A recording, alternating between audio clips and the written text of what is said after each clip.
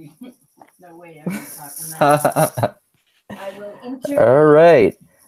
So, hello everyone. Welcome to another episode of the Mindgasms podcast.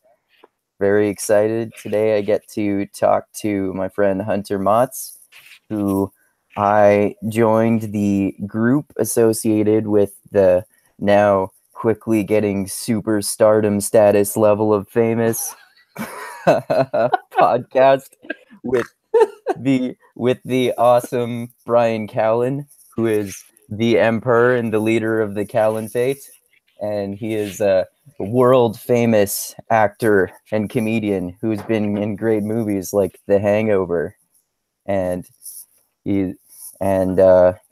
podcast is about idea sex. Of course, they have sex with all sorts of ideas and with all sorts of intellectuals, lots of idea sex, and I luckily joined the group about I guess it was over a year or so ago now, and I have lots of idea sex with other mixed mental artists in the Facebook group, and get to participate. Andrew, is your mother not in the room right now? Yeah, she is actually.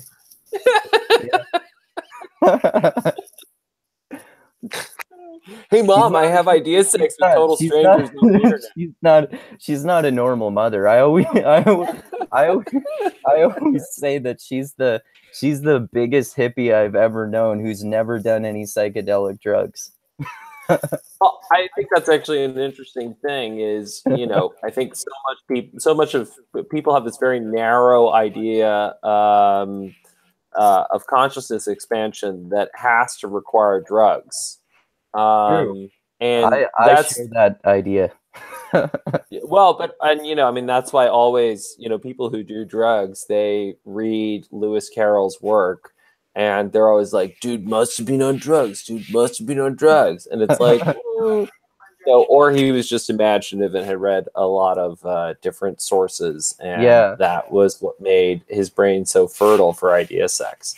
There are many ways to expand consciousness. Yeah, of course. Yeah. So yeah. What? I am on marijuana though. But no. My mom's saying she's on marijuana, but she takes CBD oil for her pain, and it actually helps a little bit. But anyway, I got sidetracked a little bit there. But so why don't you introduce yourself to everyone and tell everyone what you're all about? Well, to be fair, Andrew, you got sidetracked by me. So already I've been a bad guest, very naughty. My name's Hunter. So my name's Hunter Maats. I probably 4 or 5 years ago, I was at a barbecue at Bryan Callen's sister's house because our families have known each other since I was born. And since the dawn of the Caliphate. Since the dawn of the Caliphate in Saudi Arabia, which if you're going to have a Caliphate dawn somewhere, it should be in Saudi Arabia. And Bryan had this podcast that I think at the time was called either Man Thoughts or the Bryan Callen Show or something. And he wasn't really doing much with it. And I was like, we were talking about Larry Lessig's Republic Lost and how much we love that book and how much we wanted to talk to Larry Lessig. And I said, well, Bryan, you're kind of famous. Like with the download numbers you have, I bet we can get some of these people on. And so we basically just hijacked Bryan's fame to start having conversations with some of our favorite authors and professors. And then probably about a year ago, we were trying to figure out how we actually move these ideas. And so there were a couple of parts of that. One was realizing that, we needed a metaphor that would help people understand that actually the answers exist, but they need to be mixed and packaged into a coherent worldview that evolves. And we were like, oh, Bryan, mixed martial arts. Like, why don't we do mixed mental arts? So that was one part. And then the other part was realizing that we could never do this on our own. And, supposedly we would look at these statistics and see that people had actually been listening to our conversations. And we were like, who are these people? And so then we started reaching out to the community to, see if we could work with them to evolve and move these ideas.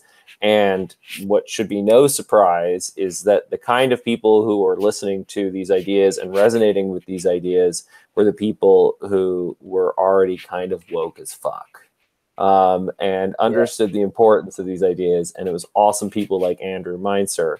And so that's why I'm so excited for this conversation.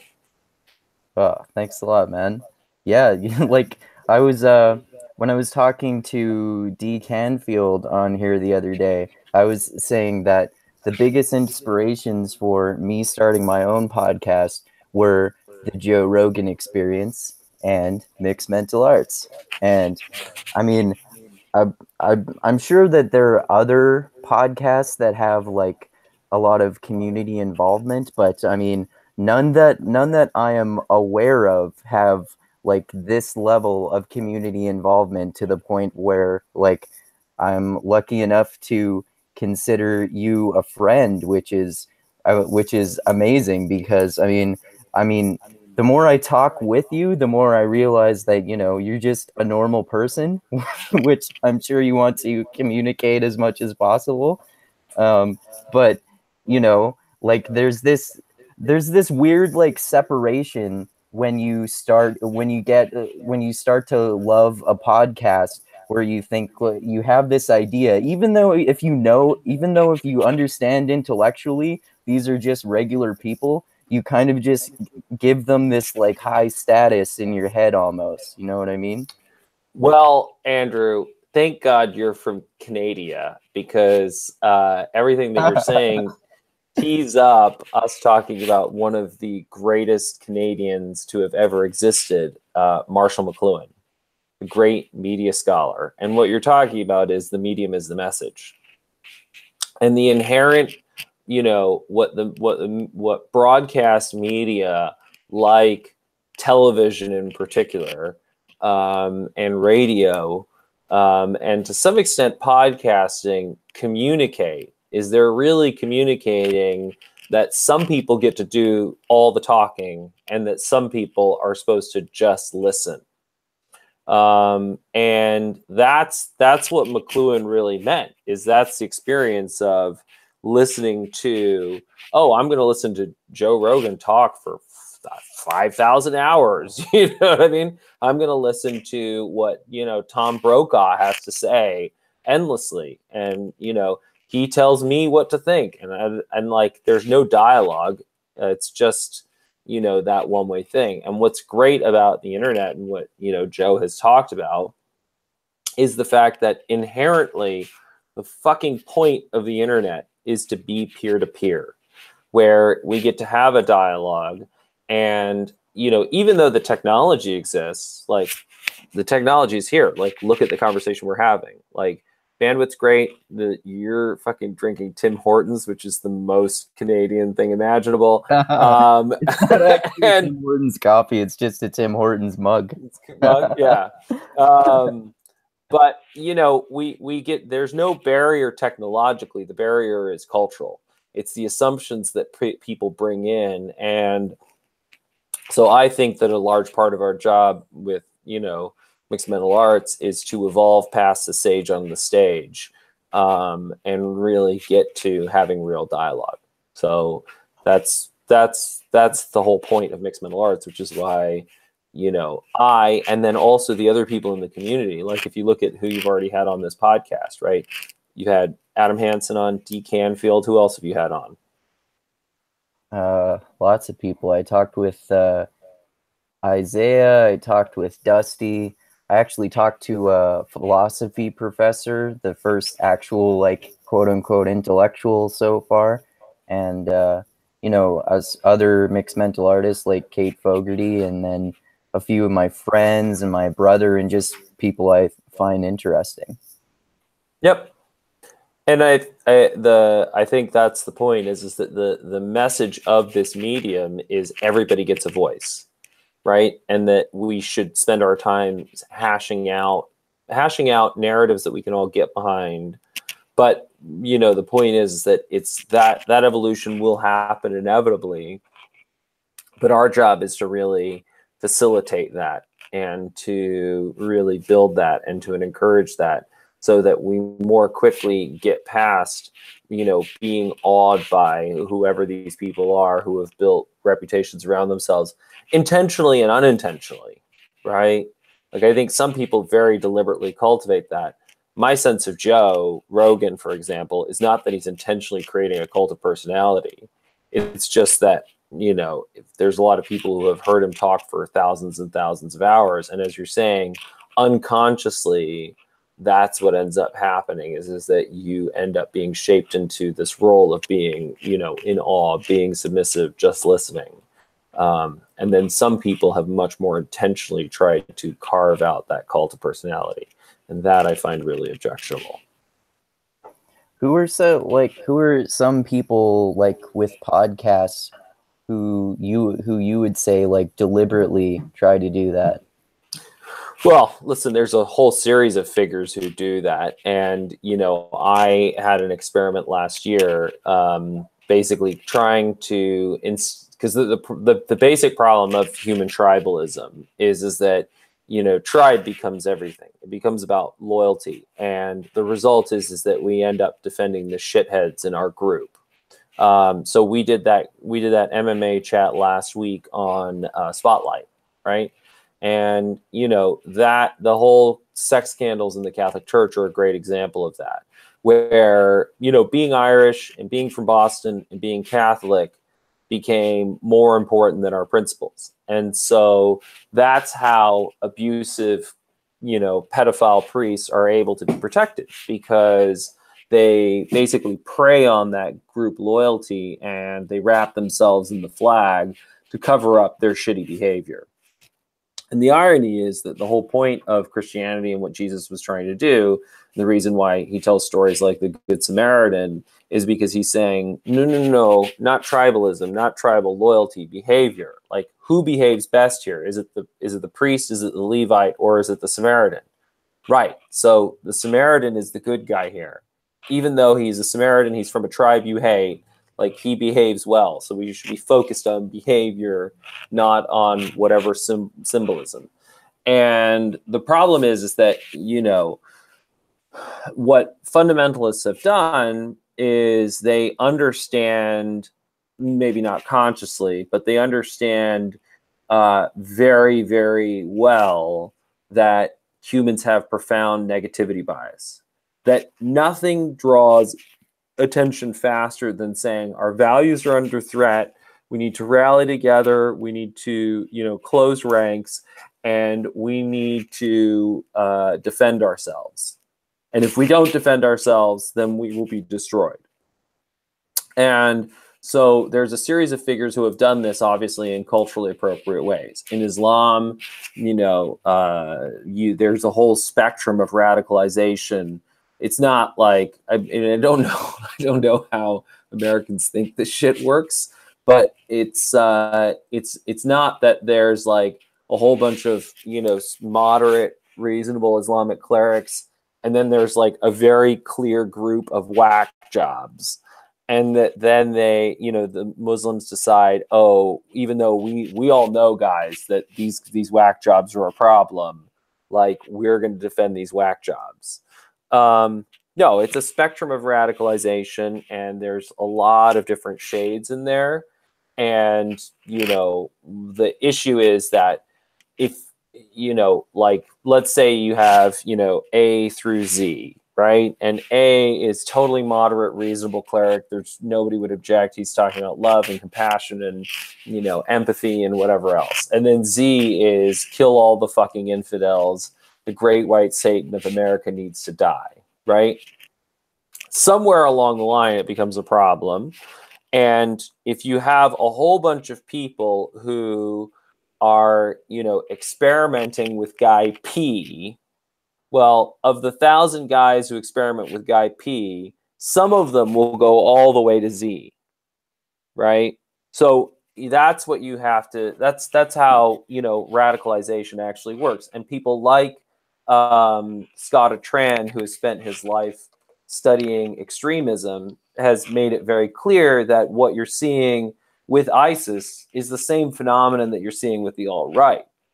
They're similar movements, right? It's a bunch of lost young men for whom society isn't working. It isn't providing their psychosocial needs, whether that's employment or, sexual fulfillment or a sense of belonging or community or a sense of great historical purpose.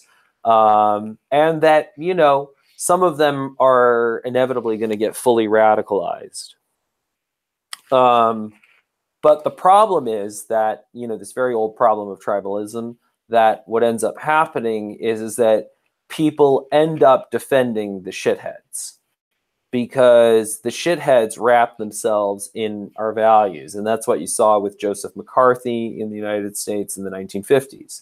Nobody loved America more than Joseph McCarthy, right? He made a big, big, big show of it. But he was what they would call in the Old Testament or in the New Testament a false prophet, right? Because he wrapped himself in the flag, but he didn't practice the principles at all. And so this problem of false prophets has always been an issue. And we now, because there are so many cultures side by side, we have access to and we can see so many false prophets. So there are false prophets in Islam. People like Abu Bakr al-Baghdadi, right? And, then there are false prophets in, I guess what you would say conservatism, right? Which is, the alt-right is some fucked up version of conservatism, right? There are false prophets within the liberal movement, right? These social justice warriors who make a big, big fucking show of, oh, we're the most, like they're posers. And there are false prophets within science. There are people who talk endlessly about reason, make a big show of how much they love reason, but actually don't practice what science is about at all. And frankly, clearly don't understand science very well or any of its methodologies or anything like that. And the problem is that these people who peddle these very simple narratives are effectively able to very quickly garner followings because what they're peddling is not science, which is quite complicated and requires a lot of reflection and slow thinking, but they're peddling tribalism. They're peddling us versus them thinking, which humans are able to understand and get very easily. So I tried last year to say, hey guys, all these different guys are in the same bucket. We should think of them in the same bucket. There's really, the division is not between Muslim, Christian, scientist, conservative, and liberal. It's between fundamentalists, false prophets, and what I call the basket of reasonables. And if you get the basket of reasonables together, they can figure out their differences and they can evolve good understanding. And you mentioned the bully pulpit, I think, before we started this conversation. And, very much the same issue happened in the progressive era with Teddy Roosevelt and with the muckrakers. And the muckrakers made the deliberate intent to, to basically use the sort of the fame and the celebrity of companies like Standard Oil and say, hey guys, you've all heard of Standard Oil and John D. Rockefeller. Let's flip the story on them. So the story that they've told is that they're these great American enterprises, and we're going to see how they're actually super corrupt and corrupting the market. And so I decided to try and use comedy as well and tease some of these people. So I called Richard B. Spencer Emo Kylo Ren on Twitter, and then Richard B. Spencer said that I hosted a non-human podcast. What does that mean? I don't know. Somebody suggested that, I almost called him Emo Kylo Ren again, that Richard B. Spencer should come on Mixed Mental Arts. And he said, I do go on non-human podcasts. So I'm not sure if that means we're lizard people or what it is. Brian does have psoriasis, so I suppose you could say his skin is scaly, but,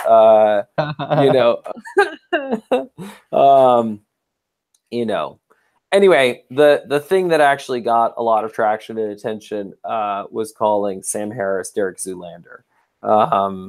So And it really, really upset a lot of his followers who, including me a little bit at first. Yeah. Well, why don't you talk about that experience? Because I've talked for a lot now.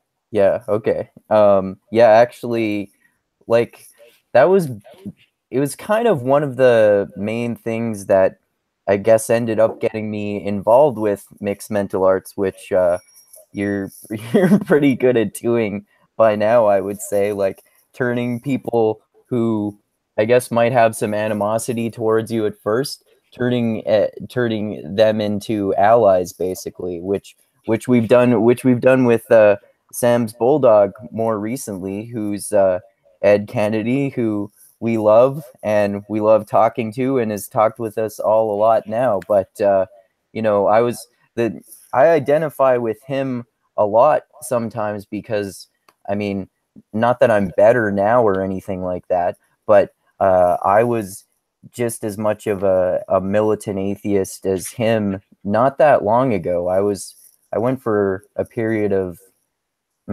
maybe 5 years or so, I guess, when I was a militant atheist, and I kind of bought all of the narratives of Sam Harris, and it was through listening to episodes of Mixed Mental Arts where you and Bryan Callen were talking about the work of people like Jonathan Haidt, the social and moral psychologist, and David Sloan Wilson, the evolutionary biologist, who and their work on basically rationalism, and we were also talking about the book Descartes' Error by Antonio Damasio, of course, on the podcast.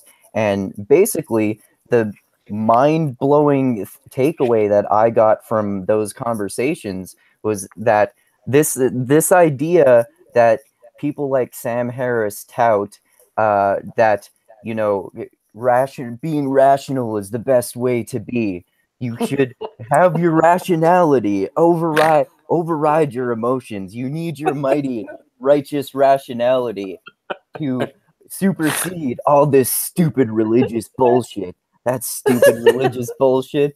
This rationalism, bro, that's way better. So that's what got me interested in talking to you in the first place, because I think first time I tweeted to you on Twitter, and I wasn't really even expecting rather a response. I said something like, "You have opened my mind to the flaws of rationality," but basically, I was saying that I thought you were being a little hard on Sam Harris. And then I remember you basically explained to me that you were doing what you had called in one of your blogs that you sent to me, intellectual terrorism, which is like basically the equivalent of trolling, like you said you were kind of doing with Richard Spencer.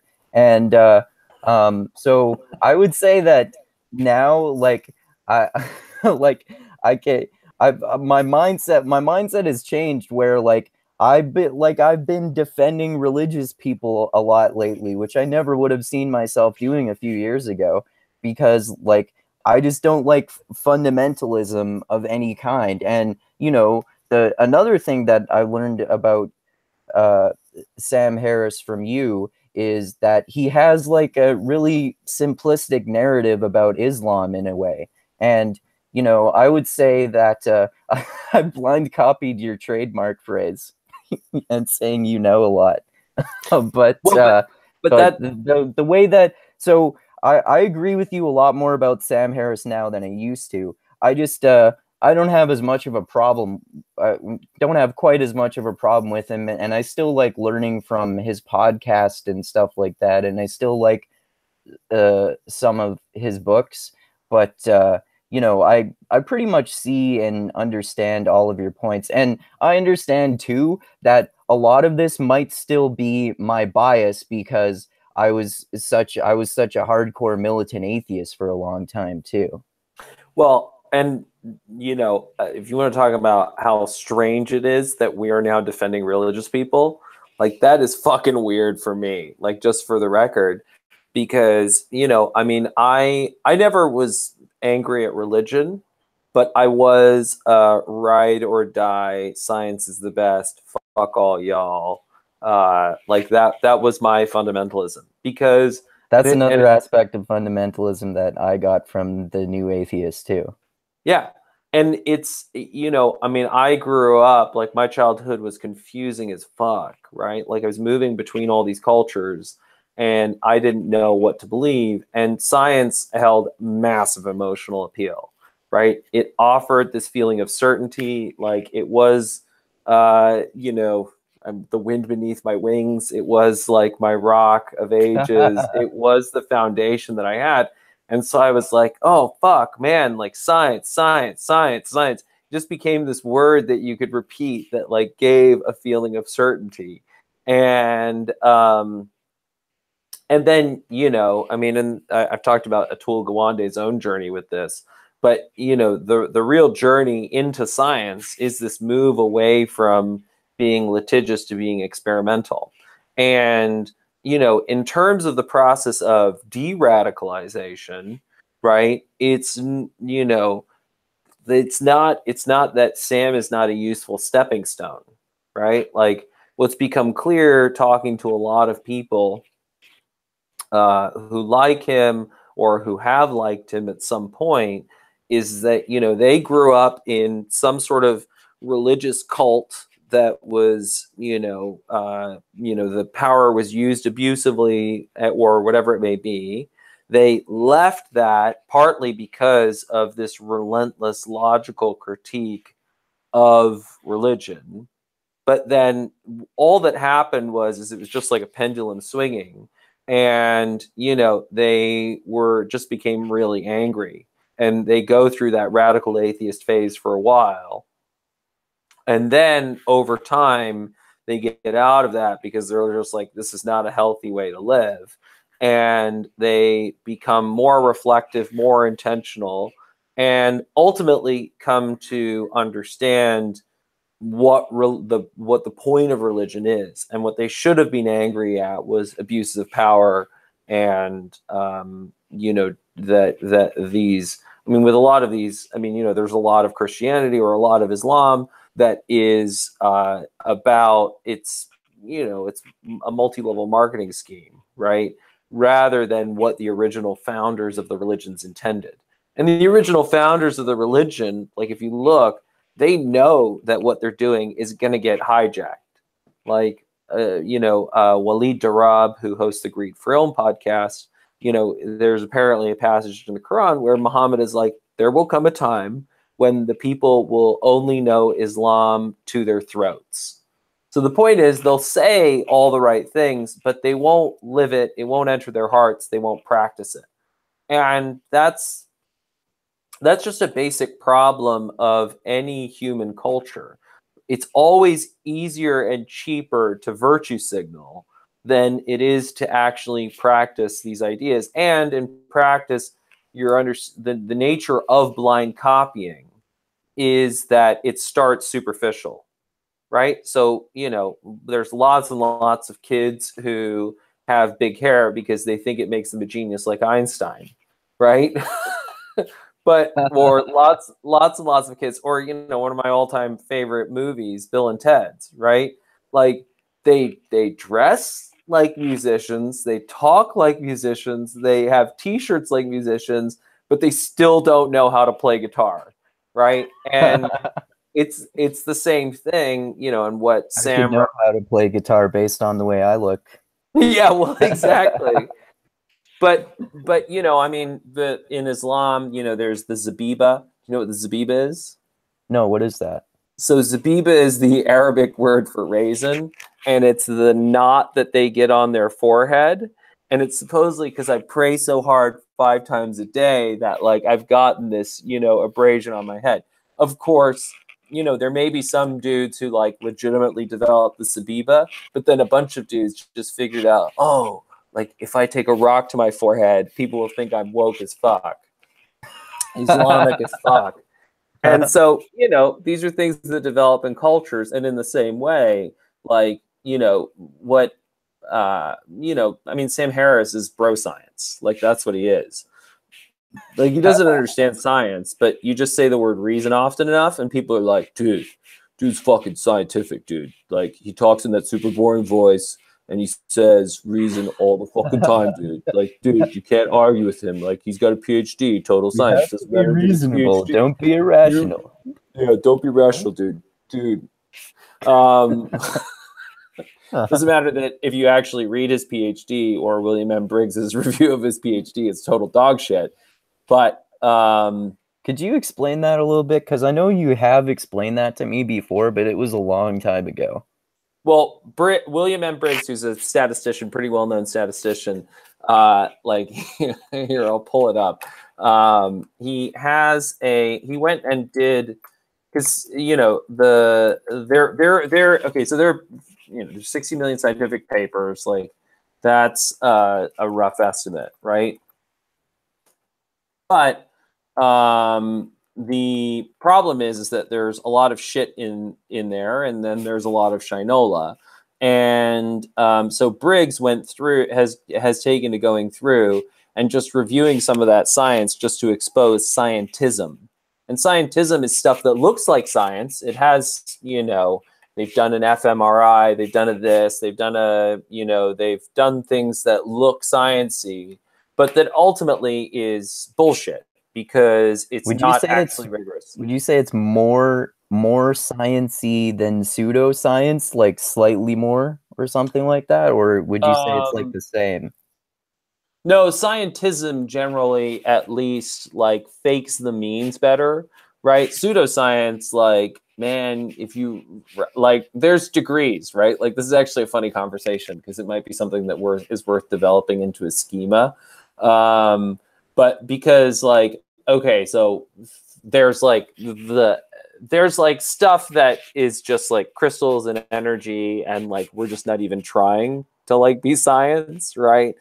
And then like there's What's your sign? Yeah, exactly. There's no astrologers are generally not pretending to be science. And then there's like the thing that I fucking hate, which is that you stick the word quantum on anything.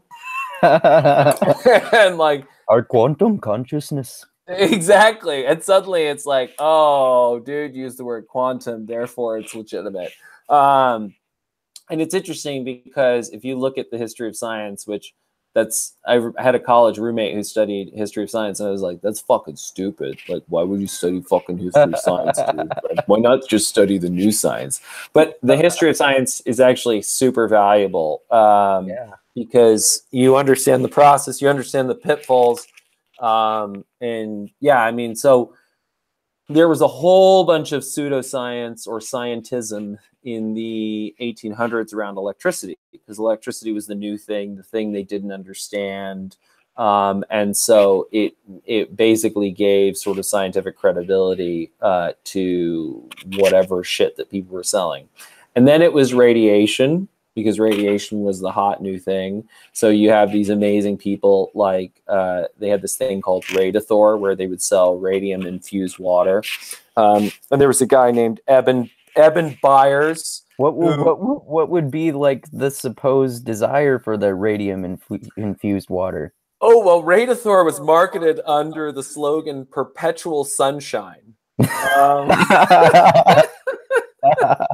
And so you were literally like, it was like drinking sunshine, and like it would energize your body. And in terms of the causality, right, at the first superficial level, it's like, oh, radioactivity has all this energy. Humans need energy. Therefore, I put energy in my body. I have more energy.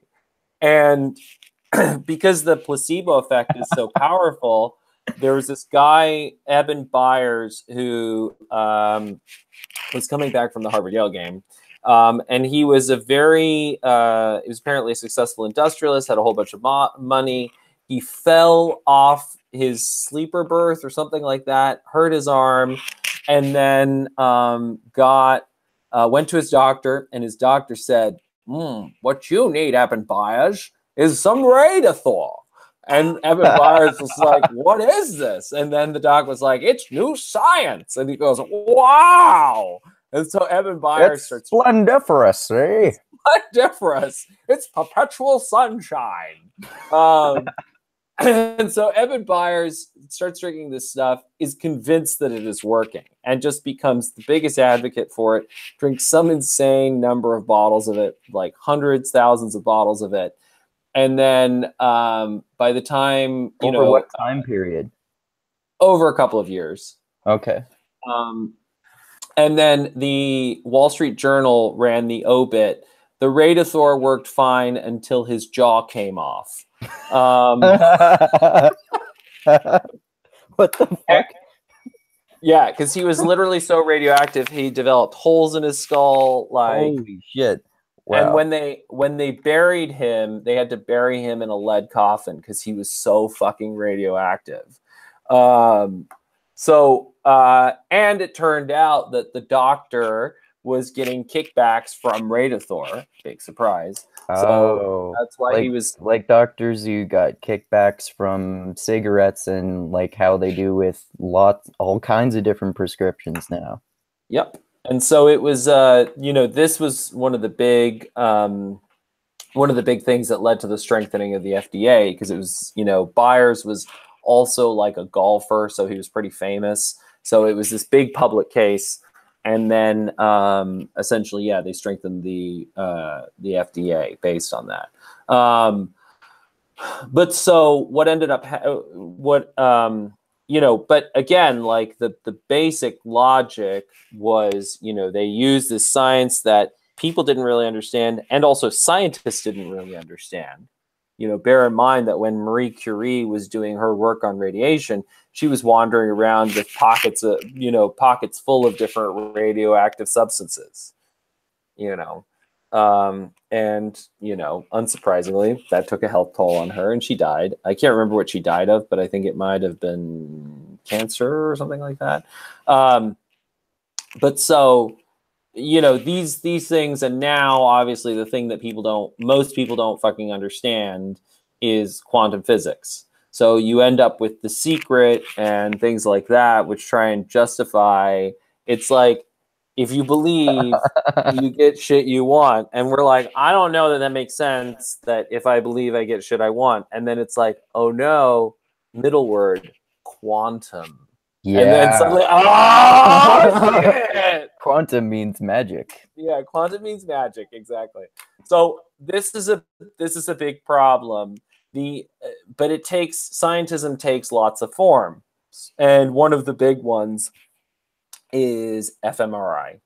And so fMRI is functional magnetic resonance imaging.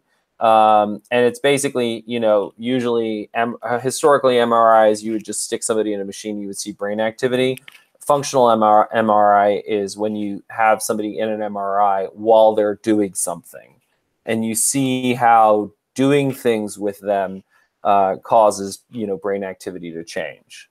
But there are huge problems with MRI, especially if you talk to scientists, because MRI is still fairly crude. There's a famous neuroimaging guy at USC who he works at Loney, and he was talking about how essentially we're really still at the stage with MRI where it's the 10,000 foot. Where's Loney? Sorry, Loney is at USC. Oh, okay. Okay. Yeah, I think it's short for the Lab of Neuroimaging. Anyway, he talked about how, we're still very much at the stage with MRI where it's a 10,000 foot view.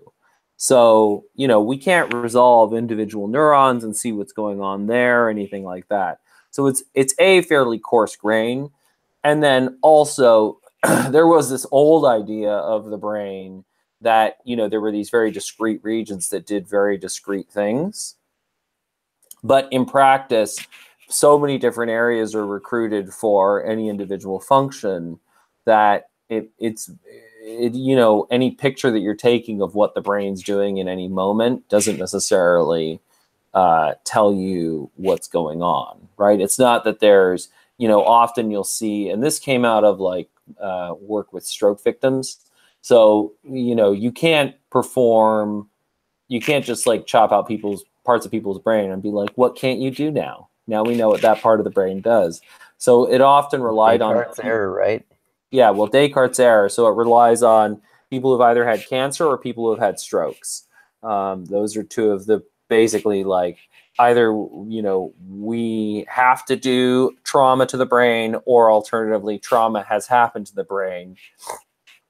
And then we're able to see, oh, we can see the region of the brain that was taken out by this stroke. And we can see that you now have trouble generating grammar. Oh, so that area must have been involved in grammar. So that's how they started to figure things out. Like Broca's area and Wernicke's area was basically they looked at stroke victims who lost particular parts of the brain and saw what functions they lost. But that also led to, and you know, this is where the atomism of science and the Western culture, the weird culture, comes in. The way that the atomist will think of the brain is, oh, it's modular. There are these very specific functions, and they do specific things. So it's built up from these building blocks. You put all the parts together, then it does all the things we expect of a human being. You pull out one block, that function goes. In practice, we now understand that it doesn't fit within this atomistic model, and that obviously it's all connected up. And not only are the parts of the brain connected up, but then the body and the brain are all connected up, and it's all working in synchrony. So there might be sort of regions of activation that are heavily recruited. That's the sort of vocabulary you'll hear used, that are heavily recruited in some particular task. That doesn't mean that other areas aren't recruited as well. So there are real problems with MRI studies. And there's the famous one about the MRI with the dead salmon. Do you know that one? No, I don't know that one. So the scanning scanning dead salmon in fMRI machine highlights risk of red herrings. So I'll read the Wired article. Neuroscientist Craig Bennett purchased a whole Atlantic salmon, took it to a lab at Dartmouth, and put it into an fMRI machine used to study the brain. The beautiful fish was to be the latest test object as they worked out some new methods. So as the fish sat in the scanner, they showed it a series of photographs depicting human individuals in social situations. To maintain the rigor of the protocol, and perhaps because it was hilarious, the salmon, just like a human test subject, was asked to determine what emotion the individual in the photo must have been experiencing. The salmon, as Bennett's poster on the test dryly notes, was not alive at the time of scanning. If that were all that had occurred, the salmon scanning would simply live on in Dartmouth lore as a crowning achievement in terms of ridiculous object to scan. But the fish had a surprise in store. When they got around to analyzing the voxel, think 3D or volumetric pixel data, the voxels representing the area where the salmon's tiny brain sat showed evidence of activity. In the fMRI scan, it looked like the dead salmon was actually thinking about the pictures that had been shown. By complete random chance, we found some voxels that were significant that just happened to be in the fish's brain, Bennett said. And if I were a ridiculous researcher, I'd say a dead salmon perceiving humans can tell their emotional state. The result is completely nuts, but that's actually exactly the point. So there's this huge problem that, you know, by random chance, just glitches in the machine, that you can end up finding patterns, but that doesn't mean that it's meaningful. But again, fMRI really appeals to people who love scientism, because it's, you know, it feels weighty. Like, dude, they scanned a brain, bro. Do they even scan a brain, bro? Do you scan a brain, bro? You've never scanned a brain, bro. Dude, that's fucking science. So I think Sam Harris's study was called something like the neural correlates of religious belief. So it's pretty almost self-explanatory how that can be flawed based on what you said. Like, it's not necessarily there are these regions in the brain that tell you that someone is going to be religious. This person is religious. That means these parts of the brain are lit up all the time. Yeah, and I mean, you know, specifically, you know, he was trying to show that. So this is the opening of William M. Briggs's article. Did you know that regions of your brain light up when you think about Santa Claus or God, and that these regions are thought to be associated with various behaviors like excess emotion, schizophrenia, and other gentler forms of nuttiness? So the point is that this is, I mean, you know, Sam's fucking catnip, where he basically is like, religious people are crazy, and I'm going to try and use fMRI to prove that there is an association between being crazy and believing in Santa Claus or God. So Right. yeah, it's him continuing to try and use science to reflect his prejudices, which the whole point of science is to overcome your prejudices, not to validate them, right? And that's why it's scientism, because he's trying to use science to validate his prejudices rather than to challenge his prejudices. And the sad thing is that, you know, UCLA gave him a PhD for this piece of garbage. But essentially, there's also, you know, and I think one of the more salient and consistent critiques of Sam's work that isn't made is about taxonomy, right? So, you know, taxonomy is how do you group things, right? How do you divide them up? And that's the thing that Sam just doesn't seem to understand, right? He really, really doesn't get that, which is not surprising given his massive atomism. So, you know, and this, I mean, the first thing is, you know, you're creating this taxonomy of religious people versus non-religious people, right? Skeptics and rationalists versus religious people, right?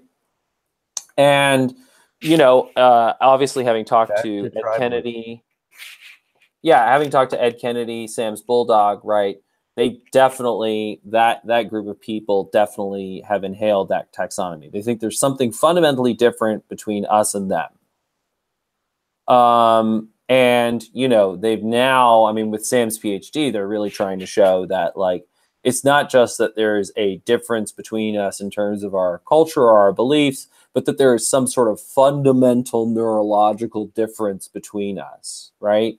This is one of the things that I used to believe when I was a militant atheist. I used to believe, like, religious people are crazy. How could you believe that shit otherwise? Yep.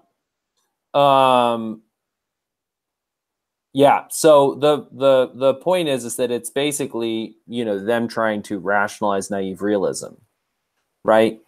Because, I mean, the whole point of naive realism is that it causes you not only to think that your beliefs make perfect sense, but that anybody who doesn't hold those beliefs must be, and, you know, I mean, the literal words that John Haidt uses are crazy, right? Or, you know, bad people. So the point is that they're not a self-aware, the new atheists are not a self-aware group of people. And so they look at people who don't see the world that they do, think they're crazy, and then when in the terms of their own culture and their own prejudices, try and validate that experience. Okay, so I think religious people are crazy. People can't see this. I believe it's about the evidence. I believe it's about things like fMRI. So I'm going to try and use fMRI to prove that these people are crazy, right? And, you know, we're not just going to, what we're going to say is, oh, that there is an association between these two things, right? So he's going to try and show a correlation, and then he's going to try and assume causation. Oh, that it is this basic, you know, and, you know, you hear this a lot in the way that Sam talks. It is this basic sort of organic or neurological difference that is causing, you know, these phenomena. And this is also, you know, Dawkins' prejudice is that he consistently tries to frame religion as a mind virus or a bug, right? Now, never mind the fact that, I mean, and I think this is the biggest problem, is when you have something that is a feature of 90%, 95% of human cultures or human lives, then it becomes pretty hard to say that it's a bug, right? Really, that's a bug. That's not a feature. At a certain point, it becomes functional, right? In the same way that, yeah, okay, there are bugs in our gut, right? If you want to call bacteria bugs, but clearly they're part of healthy functioning because they have become a feature, because they are so co-evolved. And then there's in general the much larger taxonomy of what is the difference between science and religion. And the more you look at the work of people like John Haidt and David Sloan Wilson, right, what it's really about is adaptive beliefs. And you'll find adaptive beliefs within religious traditions that absolutely are backed up and validated by science. That's the whole point of John Haidt's book, right? The happiness hypothesis, finding modern truth in ancient wisdom, right? They're very often saying the same thing. Jesus talking about the log in my brother's eye, seeing the splinter in my brother's eye, but not the log in my own. It's my side bias. It's just a different phraseology, but it's the same basic insight about how the human brain works. Yeah. So I still like Sam Harris now because, like, well, for one thing, I see him differently than I used to. Like, I see him as a fundamentalist, and like I appreciate his perspective, but I'm more aware of like the type of perspective that he provides, and I like to have a wide variety of opinions on all sorts of different subjects. And I really like his fascination with philosophy too, because I'm also a huge fan of philosophy. But what you were saying there about the work of David Sloan Wilson and Jonathan Haidt is another interesting thing that I first heard about from Mixed Mental Arts, which is that, which I found really fascinating, which is that a lot of this idea about a lot of this debate about religion goes back to evolution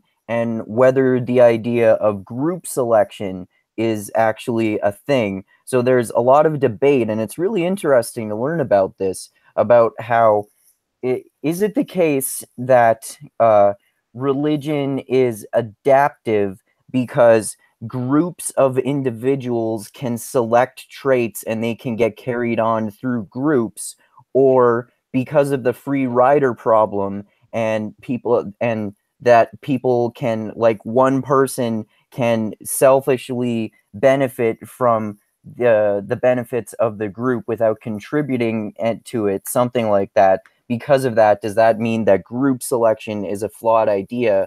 And I think it's sociobiology in particular that touts the idea of group selection. But yeah, could you elaborate on that? Yeah, well, firstly, the number one thing is that, science is supposed to be a collective effort, right? And it's also the ultimate arbiter in science is not any individual, it's the evidence. So it's important that, I'm gonna share with you my current understanding, but like the point is my understanding should be constantly evolving if I am a practicing scientist. And secondly, there's no way that you're an average bro like me who wants to follow the scientific method. Well, but that's the point, is I don't have a PhD, right? Like, if you're going on pieces of paper, then you should listen to Sam Harris. But if you're going on the evidence, then you should decide for your fucking self, right? And the scientific method is not something that anybody can follow. And, my whole thing is the scientific method is about getting more accurate views of reality so you can make better choices, because the better you understand reality, the better you can create the outcomes that you want. And I think that, the scientific principle is something that should be democratized. Like, whether you are a Christian, a Mormon, a Muslim, an atheist, believe in the flying spaghetti monster, I don't give a shit. Like, pragmatism is something that benefits everyone. And even if, and in practice, people kind of already do this, right?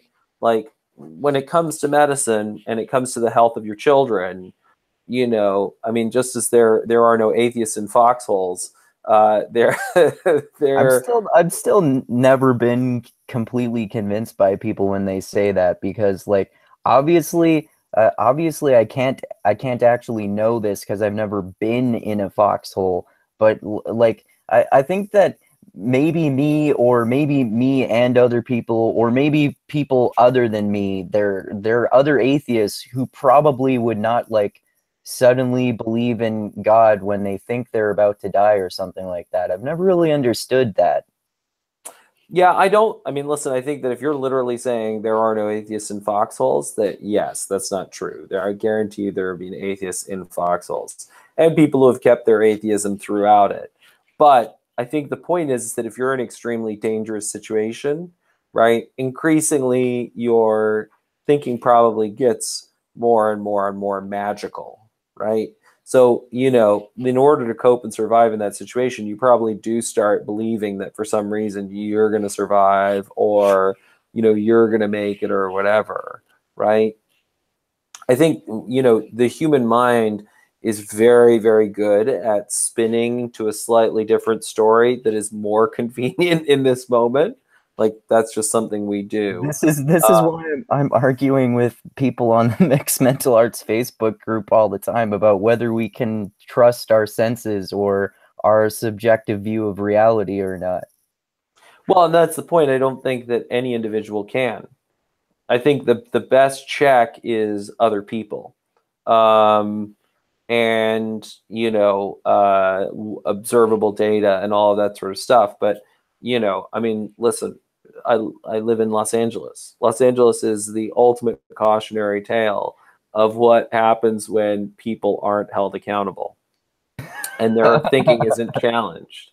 And every bad movie that you've ever seen, it's because you ended up getting a lack of accountability and you started getting some heavy duty groupthink, or there was some auteur or star who, you know, everybody was like, yeah, you're amazing. Everything you do is amazing. And that's how you produce a turd sandwich. I'm Tom Cruise, kiss my ring. Yeah, exactly. So, yeah, so with all of that sort of as setup, you know, group selection it's none of this stuff is either or, right? Like, there are free rider problems. Sam Harris is a free rider. Like, he's a free rider on the power and the credibility of science. Like, that's what he's doing, right? Islamic fundamentalists, all fundamentalists are free riders. Like, you know, Joe McCarthy is a free rider. Like, you create this awesome thing called America that has these awesome principles, you know, all of that. Obviously, there are many problems with America, but generally speaking, Trump is a free rider too. Yeah, Trump is 100% a free rider, right?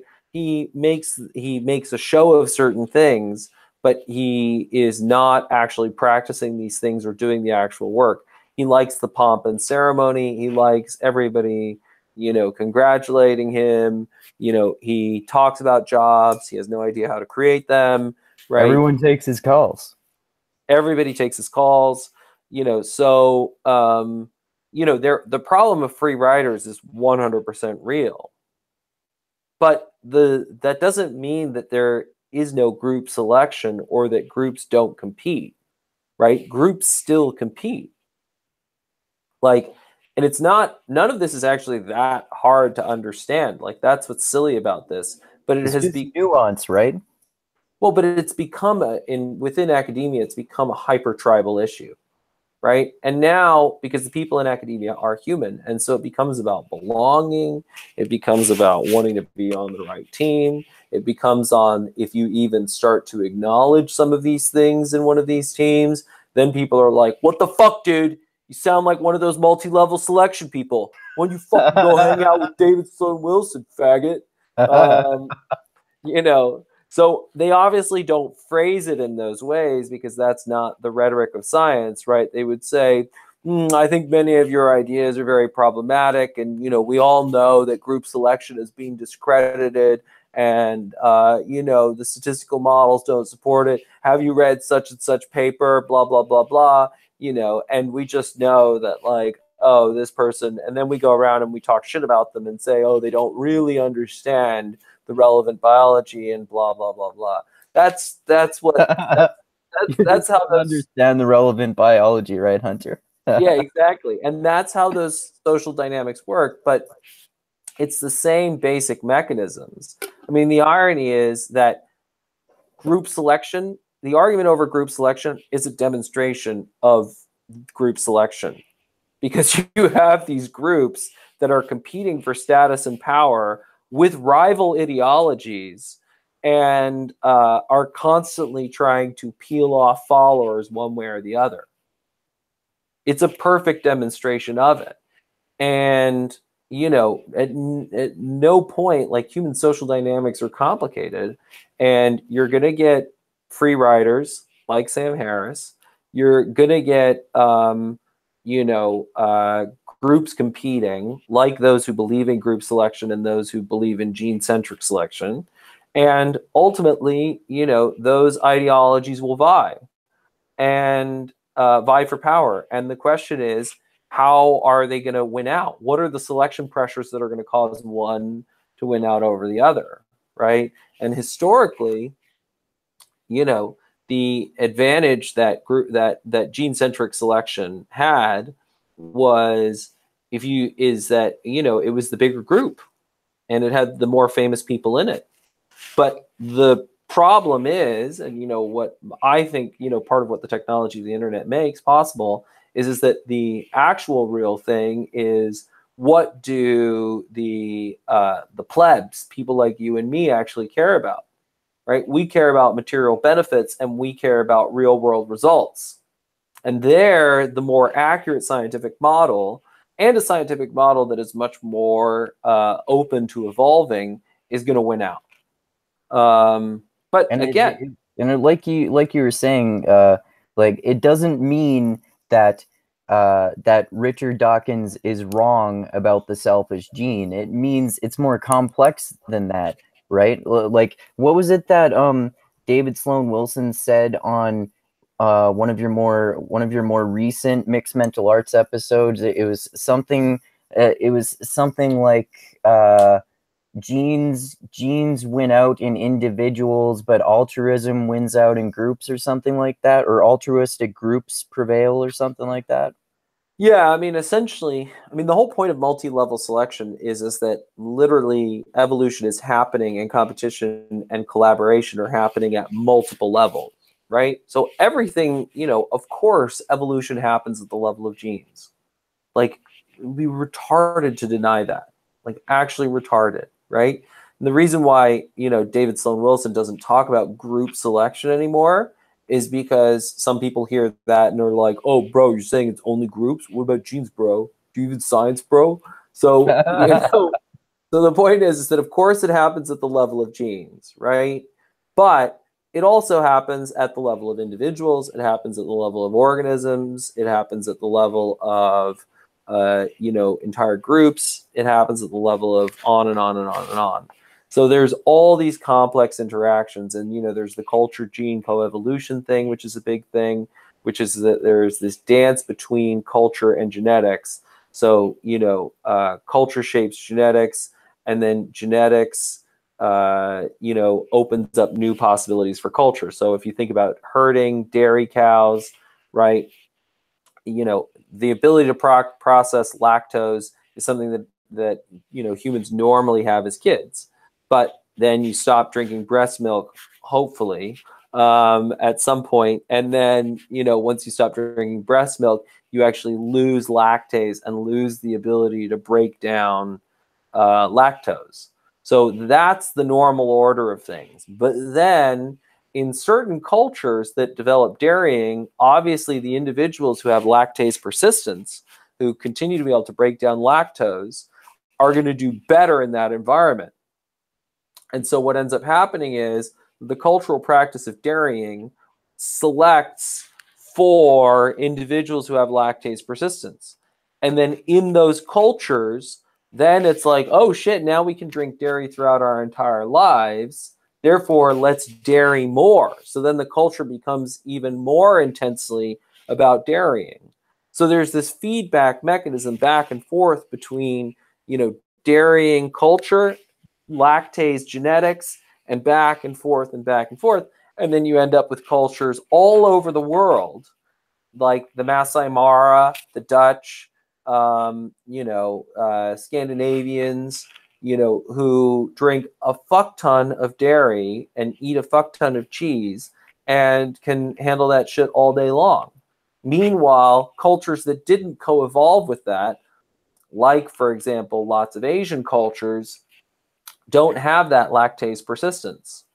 So it's at that level, it's pretty clear that it's not only genes and that there is this culture gene coevolution happening, right? And obviously, if you have one group that has, the ability to practice dairying and, has this great extra food source and this great extra protein source, they're going to outcompete the group that can't do that.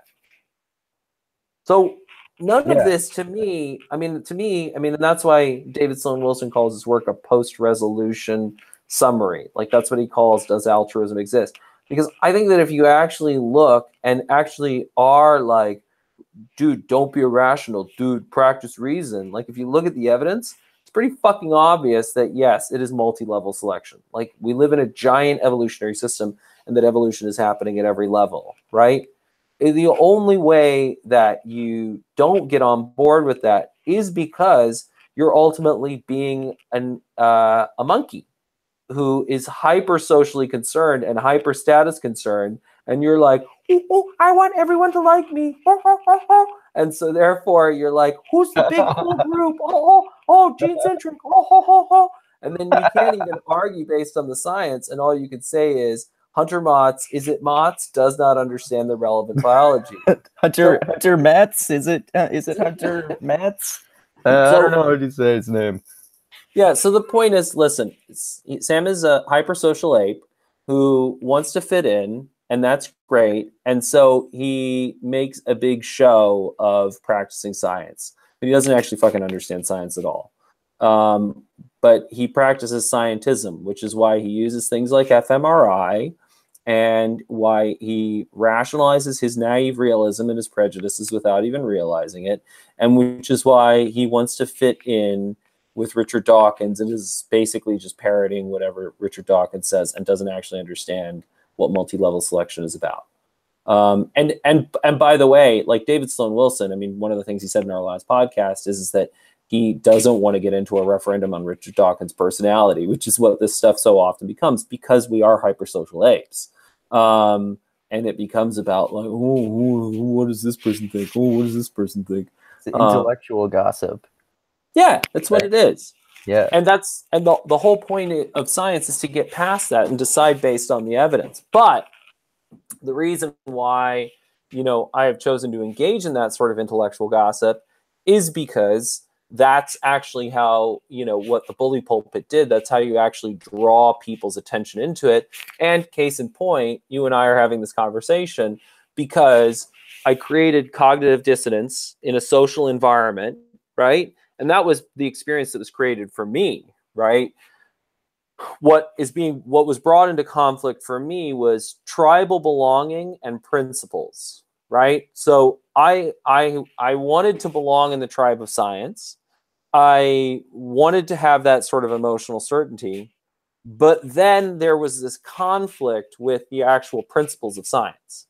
Like, it was clear to me that the things that were required to fit in there were at odds with the principles of not just science, but then specifically pragmatism, right? I could see, and that was sort of my long process of de-radicalization and sorting things through, that what was required to fit in science, namely publishing PhDs and writing papers and doing all of that, was not what was required to actually solve the problems of the real world, which was to break this stuff down, make it super accessible, remove the mystery, and especially cross disciplines. I mean, when Katie and I wrote the Striaght-A Conspiracy, most people were just very excited by it. But we did get some people who were like, are you actually qualified to say the things that you said?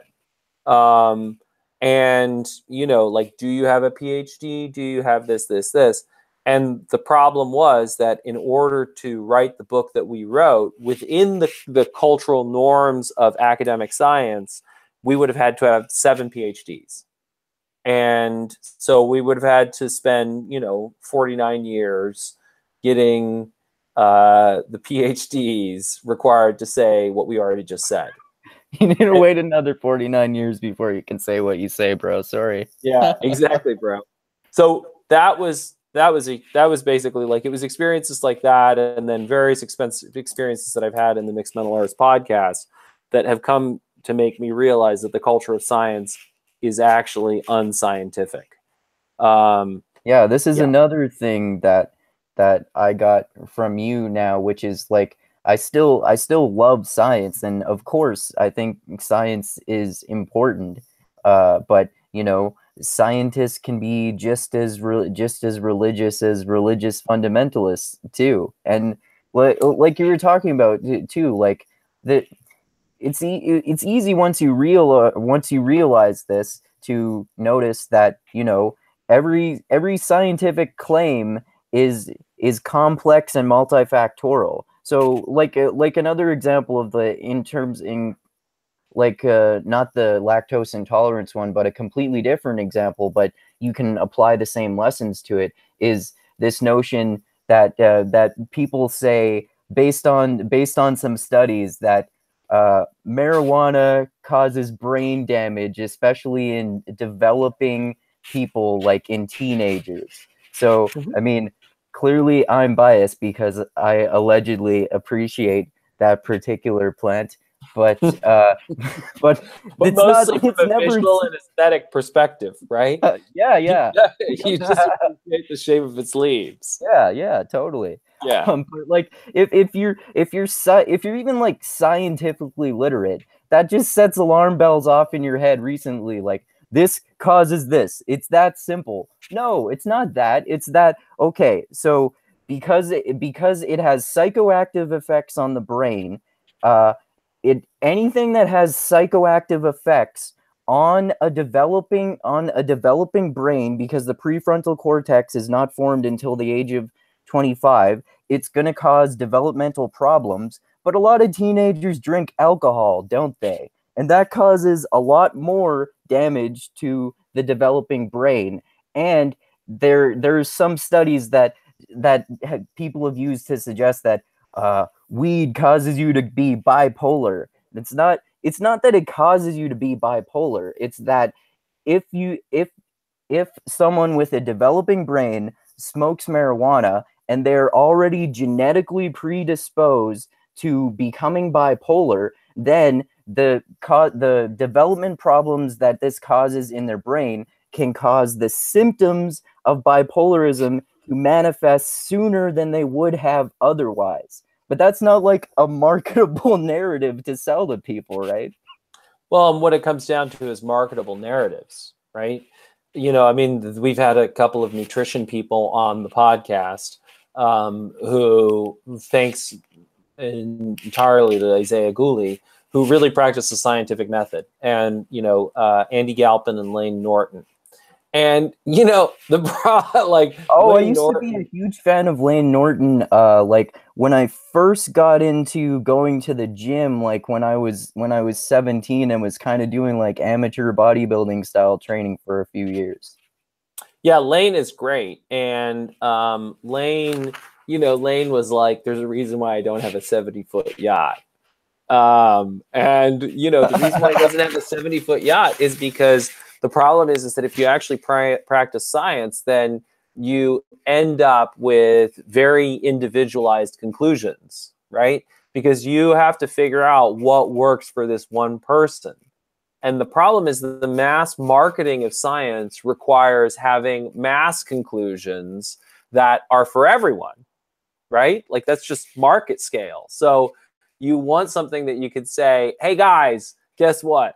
This one supplement or this one thing in your diet, you eliminate this one thing and you take this one thing, and then all your problems are solved. You will have perpetual boner and you'll be fucking jacked and you'll fucking be so fucking smart the whole time, and just money will like rain on you, dude. This actually reminds me of I actually asked Lane Norton a question one time, because when I transitioned from bodybuilder style training to powerlifting training, I got this, what I later realized was another naively realistic mindset. I just had this mindset: eat everything, lift every heavy thing ever.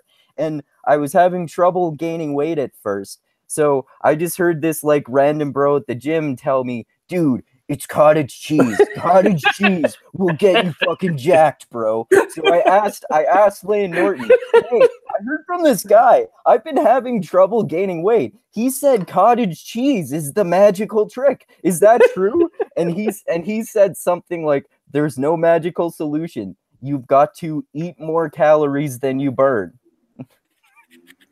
Yeah.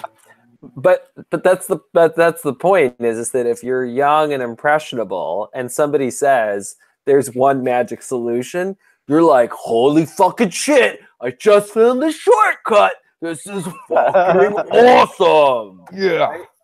So if I just eat cottage cheese every day, I'll be deadlifting 700 pounds in no time. Yeah. And I think that's the thing is that, you know, recognizing any narrative that says Islam is the answer, dude. Like, Islam is the answer. Science is the answer, dude. Dude, reason. We just got to reason harder. Like, if we just fucking reason all the time. Not reasoning hard enough, bro. Dude, reason, cottage cheese, Islam. That's it, bro. Like, we'll have all our problems solved. But, you know, and that's the whole point is that those sort of simplistic narratives do very, very well. They're much more marketable than like, oh, we have to have a conversation with people who we don't agree with, who challenge our thinking. We have to embrace cognitive dissonance. Like that was the other thing too is, you know, part of what I really realized last year is, you know, if you're in the business of selling confirmation bias versus being in the business of selling cognitive dissonance, like cognitive dissonance is just a much less marketable product. Like confirmation bias feels good. You get it really quickly. It's just, you know, it's ice cream for the brain. But like cognitive dissonance fucking sucks, right? But is ultimately what leads to long-term gains. It's the same thing as with exercise. You know, it's way more comfortable to sit on the couch and not do anything. But, you know, like the daily practice of cognitive dissonance is what leads to those long-term gains. Yeah, totally. So the other thing that we were going to talk about was learning language families, which sounds really fascinating. So you want to talk about that?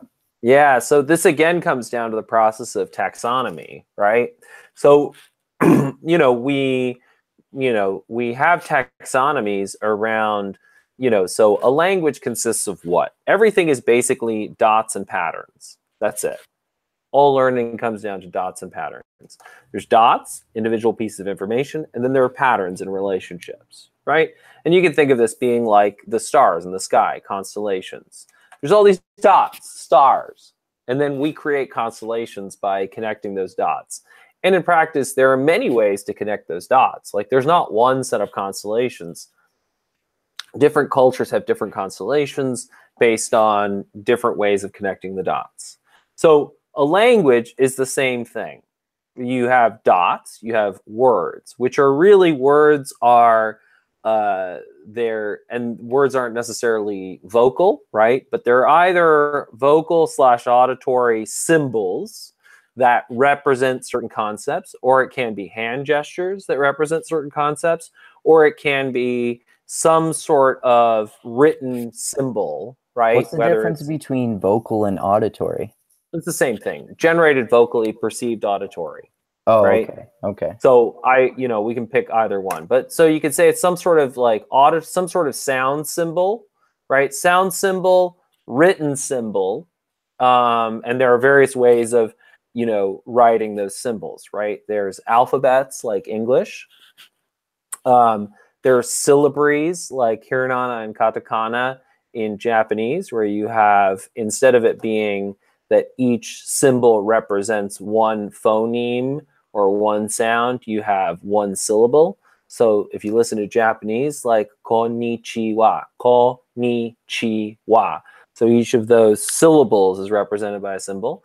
There's, you know, Chinese characters or kanji, right? Where you have a picture, right, that often represents the underlying concept, right? So there's a picture for sun or a picture for moon, but then they can also have phonetic functions as well. You know, there's hieroglyphs. I remember Isaiah Gooley talking about that with Chinese on that Mixed Mental Arts episode. He was talking about how the different tones can have completely different meanings in Chinese, which was just like mind blowing to me because I knew nothing about Chinese. Well, and that's, I mean, even when you study a bunch of languages, you're realizing that there are so many different ways of representing the world. But what are we really trying to do here is we're trying to create an agreed shorthand by which we have an agreed symbolic notation so that we can transfer information, right?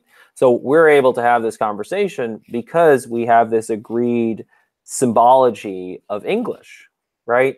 And we've agreed that the sound sequence sun represents that big yellow thingy in the sky, right?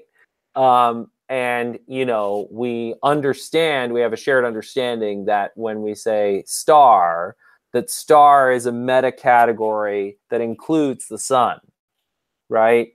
So these sorts of ways of conceptualizing the universe and the world around us that's really the function of language. It's symbolic representation. But it's also important to realize that that symbolic representation, you know, evolved later and actually has evolved. And that's one of the best things about Joe Henrich's The Secret of Our Success, is that he shows how that toolkit continues to evolve and requires large numbers of speakers.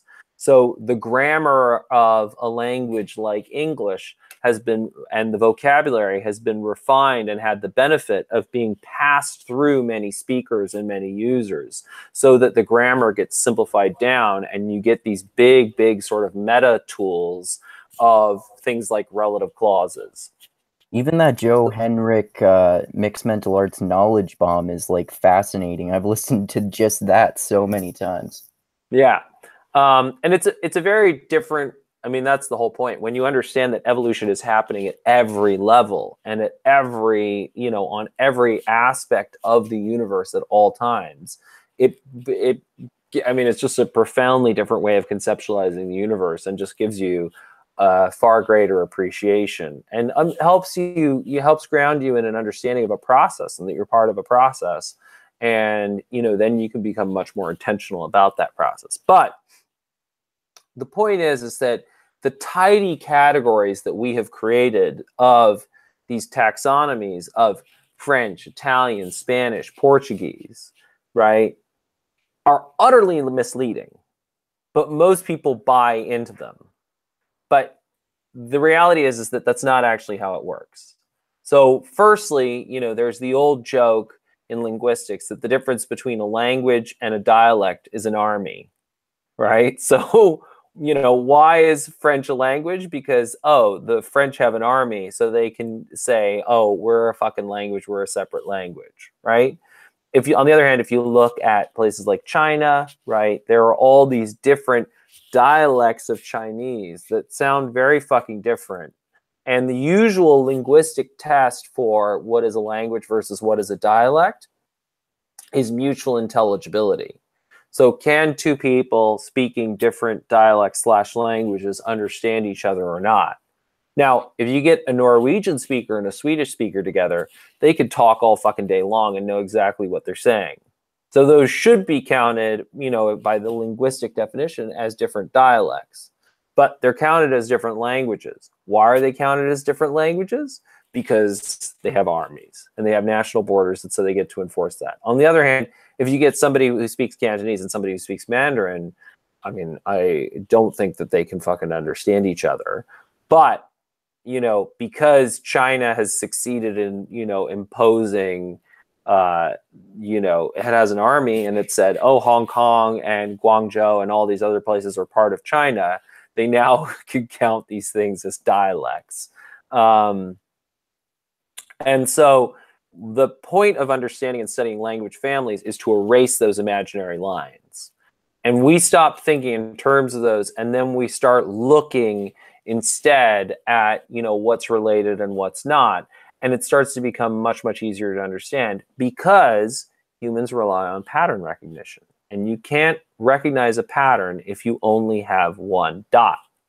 So you're Canadian. So did you study French? Yeah, I did in school, yeah. Yep. So let's say that you have, let's say that you're a kid and you're just trying to learn the word for milk in French, right? So lait, right? And you're just like, oh fuck, this symbolic representation lait, somehow that's milk. I don't really get it. It doesn't make any fucking sense, but I just have to memorize this as a random fact that I'm just trying to remember. Okay. It might seem that memorizing one language is easier, but it's actually harder. Because the second that I then say, oh, do you know what the word for milk is in Italian? It's latte. You already know latte, and you already know that it's a drink with milk in it. And now if I show you LAI and LATTE, you can see that they're the same. So actually learning Italian and French side by side is easier than just trying to learn French, right? And then let's add in Spanish. Oh, it's leche, right? And then you can see, oh shit, like now I can see that all of these are related, right? It's very much the same thing. Now, if we get into some of the underlying linguistics, and we can see that actually what a ch sound is it's a t followed by a sh. So in fact, latte and leche are very, very, very close because in Italian, you just have a T sound, but in Spanish, you have a T sound plus a sh sound, right? We just get caught up on what's called the orthography or how we choose to represent the word in writing, right? We choose to use totally different letters of CH rather than doing a T and a sh. If you get into the International Phonetic Alphabet, they actually represent it with a T and then a sh, right? So suddenly you're like, oh shit, these things that seem so different are actually very connected, very much the same. You can then even get even deeper into the linguistics and see that the shifts that came from Latin, so how Latin changed in these different in these different environments was actually fairly similar. So for example, right, the word for perfect in French is parfait, and in Italian is perfetto. Oh, lei, latte, parfait, perfetto. So you can see, oh, it's a consistent pattern, right? So what we're doing is that instead of you trying to remember the position of the star in the sky on its own, we're putting it in the context of a constellation. And when it's in the context of the constellation, there are now things for each of these things to anchor into, and it becomes much, much, much more memorable. Does that make sense? Yeah, that makes sense. So, give me advice on how I should go about trying to learn the language family of Romance languages. Yeah, so the first thing that I would say is pick any word and then look it up in 2, 3, 4 languages, right? So that you're creating these clusters of, okay, so I'm trying to study this French word, and then I'm like, okay, firstly, what words are there in French? What words are there in Spanish, Portuguese, Italian, all of that, and put them all side by side, right? And that already. Which are the languages in this language family? It's Italian, Spanish, French, and Portuguese too? Yeah, Portuguese and Spanish are super, super close. And in fact, there are resources for Portuguese for Spanish speakers or Spanish for Portuguese speakers, because they're so close that in fact it's so easy for either of those speakers. And if you start to learn some of those underlying shifts, right? So in general, words that end in ION in Spanish and in C cedilia AO, right? So ON is generally AO in Portuguese, right? So corazón is heart, and coração is heart in Portuguese, right? So understanding those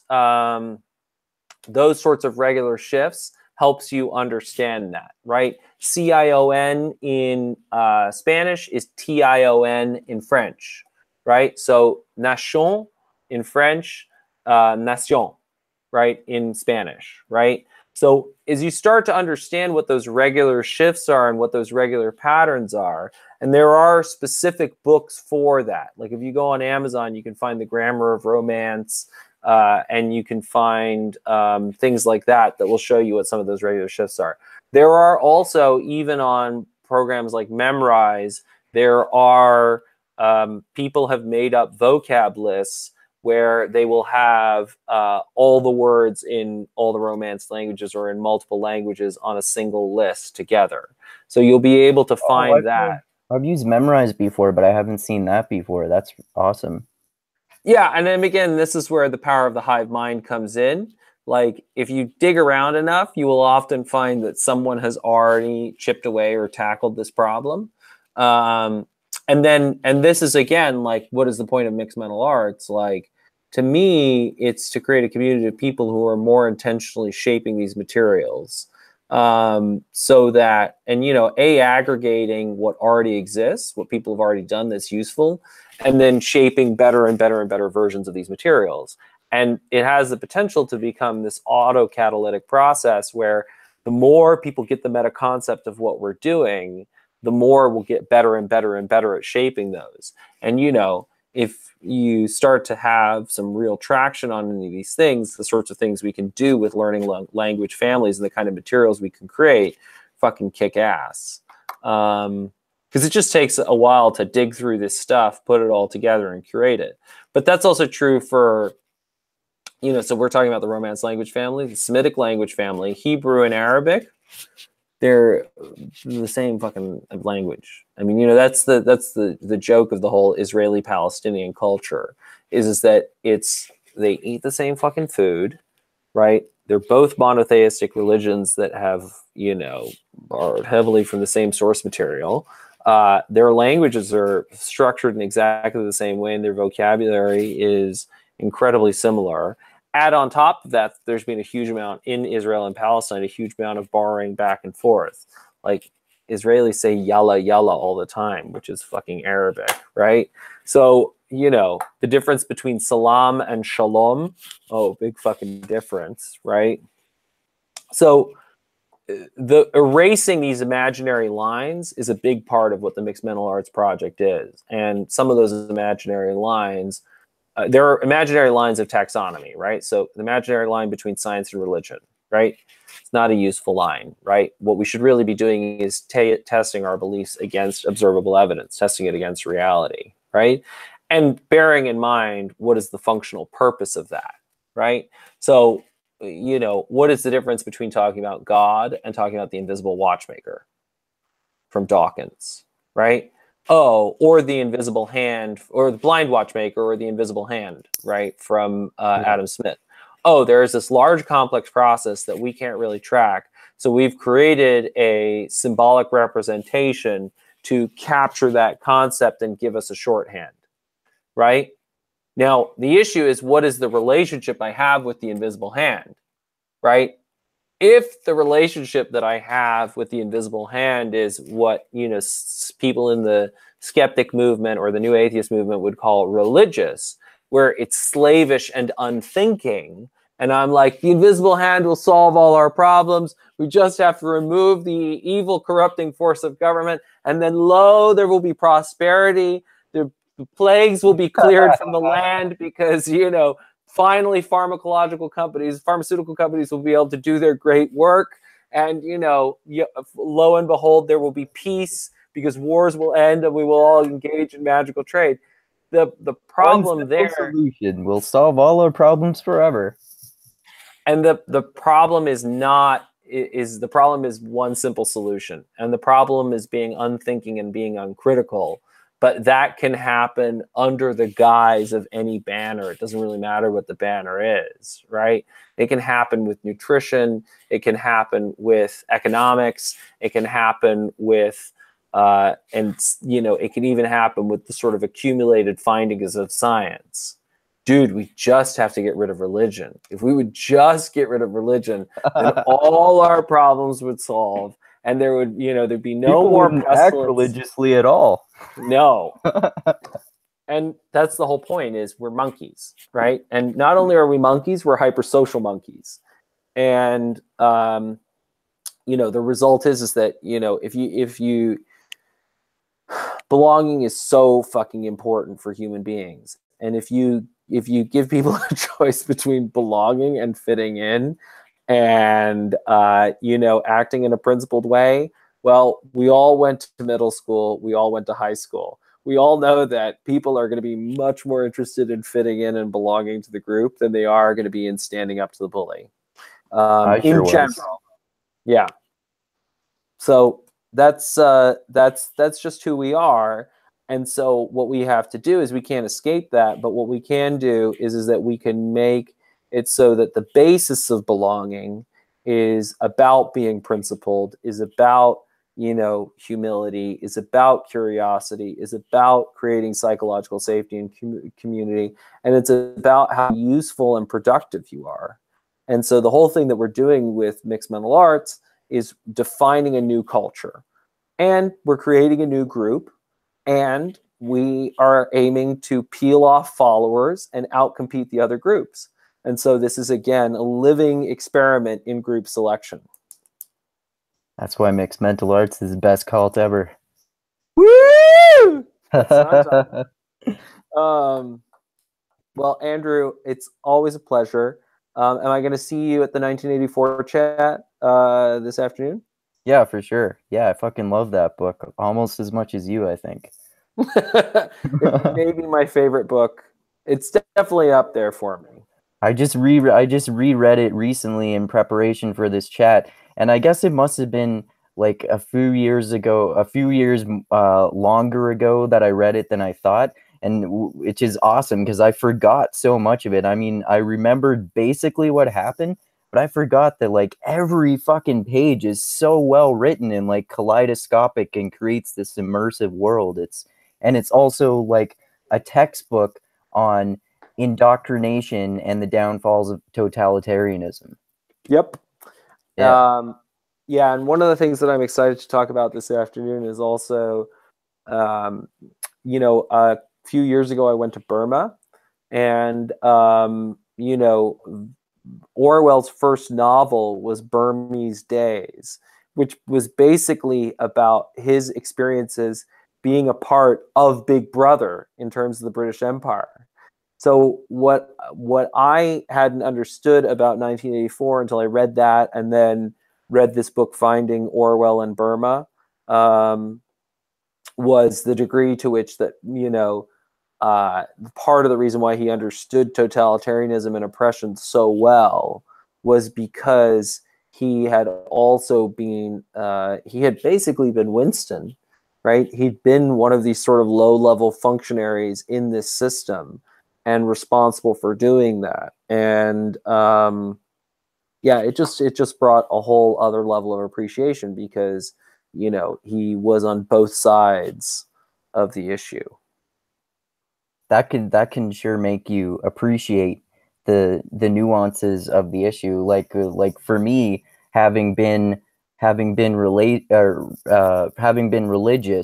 and having been raised that way, and then gradually becoming an agnostic, and then gradually becoming a militant atheist, and then going back to being like a friendly and tolerant atheist, helps me appreciate, like, I can understand why people would be religious, and I can understand why people would be militant atheists. It's like you were talking about, one of the things that seems to be another aspect of mixed mental arts is trying to understand why people believe what they do rather than focusing on what they believe. Like, it's just more interesting to me to try to figure out why someone believes what they do. Well, but it also understands what language is. Like, language evolved second, right? So language is a symbolic representation that captures underlying physical reality, a lot of which is emotional or experiential. right? So the point is that to focus on, to get caught up in the symbols means that you don't understand that sequencing, right? And you don't understand that emotions come first and then words come second. And one of the benefits of having spent, 14 years tutoring teenagers is that they have strong emotions and their vocabulary is not very good often, right? They haven't downloaded a lot of this culture. So what they end up doing is they end up grabbing for whatever symbols or combination of symbols is going to capture what they are feeling, right? So I don't have the math gene is like, I feel like math is not for me, and I'm going to express this with a combination of words that will capture that this is my view of objective reality. This isn't subjective, it's science. So I'm going to throw the word gene in there. I totally identify with that mindset from all of school. I used to just think that I just wasn't a math person until I understood. I developed a passion for learning and started to learn the utility of math as an adult. Yep. And I mean, that's the whole thing is, we wrote the Striaght-A Conspiracy because it was the book we wish we always had in high school, because we had that experience. Like, I didn't think I was a math person. Like, so, I mean, and why? Because of everything we wrote in the book, because we're hypersocial apes. And I was like, oh my God, there are people in this group who are far higher status in terms of math. They know all the answers really quickly and they have better grades. And I feel like a total fucking beta math male. And like, I don't get it. And I'm like, fuck this group. I hate this fucking group. It makes me feel shitty. And then I'm going to try and express that. But I can't, like, if I just come out and said, fuck this group, I fucking hate these people, then everybody would be like, oh, super transparently, this is emotional, right? Which would then like further threaten my status, right? Because that wasn't what we were there to do. So you express it in ways that seem appropriate to the group, but then nobody really hears what you're saying because mostly we get caught up in the West on the actual words that are being said, and we don't focus on the underlying emotional expression. And so we completely miss the fucking point, right? Yeah, like a lot of teenagers would agree with the sentiment that I'm sure I expressed to other students when I was a teenager, which is, math is fucking boring, bro. Doesn't matter anyway. Why would you even use it? And then most teachers have this mindset, doesn't matter if you think it's boring, do it anyway. Why? Because you have to. Yeah, because you have to, and also because this is my job, this is how I get paid. My concerns are really just like keeping my job and doing my job. And I'm going to focus on the students who are emotionally rewarding, or I don't even give a shit because I have so much shit to worry about on my own. And yeah, it's a dysfunctional fucking culture. That's what it is. And we can evolve a much, much better culture. And that's the whole point of mixed mental arts, is to criticize by creating. The more we evolve that better culture, the more people will be, because what people are ultimately, and this is Katie O'Brien is, deserves huge credit for shaping my own thinking on this part, is it's experiential. That's it. Like, people are competing. And it's like, okay, so there's, I mean, why, do, like Adam Hansen, right? Who I love and adore, right? So Me too. Adam was a Mormon, and he kept asking questions, and then those questions, he kept on getting the stink eye for asking too many questions, and ultimately he realized that club was not for him. So he left that club, partly thanks to people like Sam Harris and Richard Dawkins, who were so critical of religion. And then he was in that club. And then he was like, this club kind of sucks. It's super negative. It's super self-righteous. It doesn't seem to solve anything. So he left that club. That's really attractive too, right? The self-righteousness aspect. It's like how Jonathan Haidt talks about how we all think that our cult has the moral high ground. We're better than those other people. Yeah, and you're just a up your butt asshole. And I mean, that's the point. The club that I want to be a part of is the club that is supportive, inclusive, and practically solves real world problems. That's what I care about. So, and you know, the reality is that's the only club that I'm interested in being in, and that's why we're doing mixed mental arts, because it's a club about that. But in the end, like, people are, you know, I think what I appreciate about religions that I think science has completely lost the plot on is religions understand they have to compete for membership, right? They're missionaries, they go out there, they try and convince people.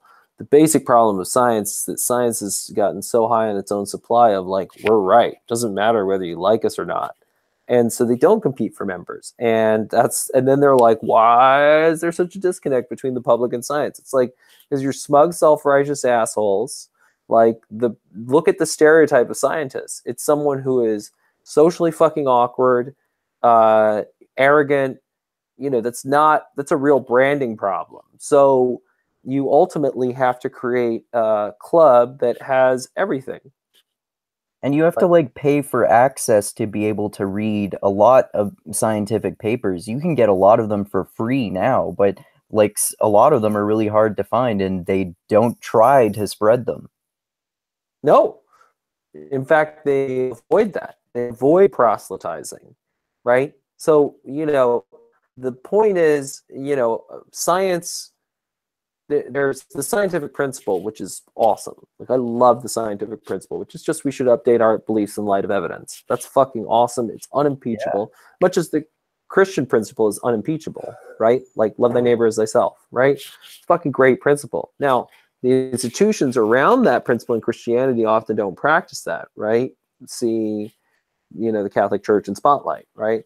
The principle of science is perfect, but the institution doesn't practice that, right? Because part of it is, okay, the evidence is that, you know, from the Diffusion of Innovations or any of these other texts, people don't actually like reading this dry, turgid prose, right?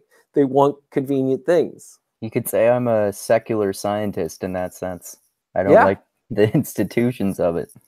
Yeah. And, you know, we should have institutions, but the institutions need reform. And, you know, this is a problem and a perspective that only a tiny number of humans understand at this point. Yeah, which is like, and part of this starts to sound like a cultural bias within a new group. But, like, once you learn this, it seems so obvious and self-evident, which lots of people say about their like claims in their own group. But that's why, like, you have to understand that people don't understand this, so you have to explain it. And, like, no matter how obvious you might think something is, that you shouldn't assume that other people also find it obvious, because that's just naive realism, right? Well, the point is, it is a cultural bias within this group, right? Like, we have our norms and our values within mixed mental arts, right? And those have been shaped, and we figured those out more clearly. But the challenges and what we have to make sure of is that we are aware of all of the pitfalls. Like, the project of the New Atheists, like, has some value, right? They wanted to create a sort of proselytizing scientific movement. They wanted to create a movement that would aim to promote science to the world, and that's great, right? The problem is that they promoted sort of the institution of science and not the scientific principle, right? And they promoted the battle between science and religion.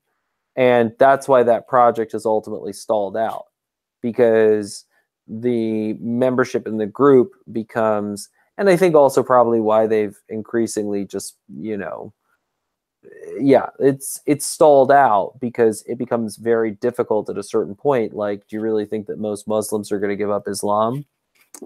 Probably not, right? Are most Christians going to give up Christianity? Probably not.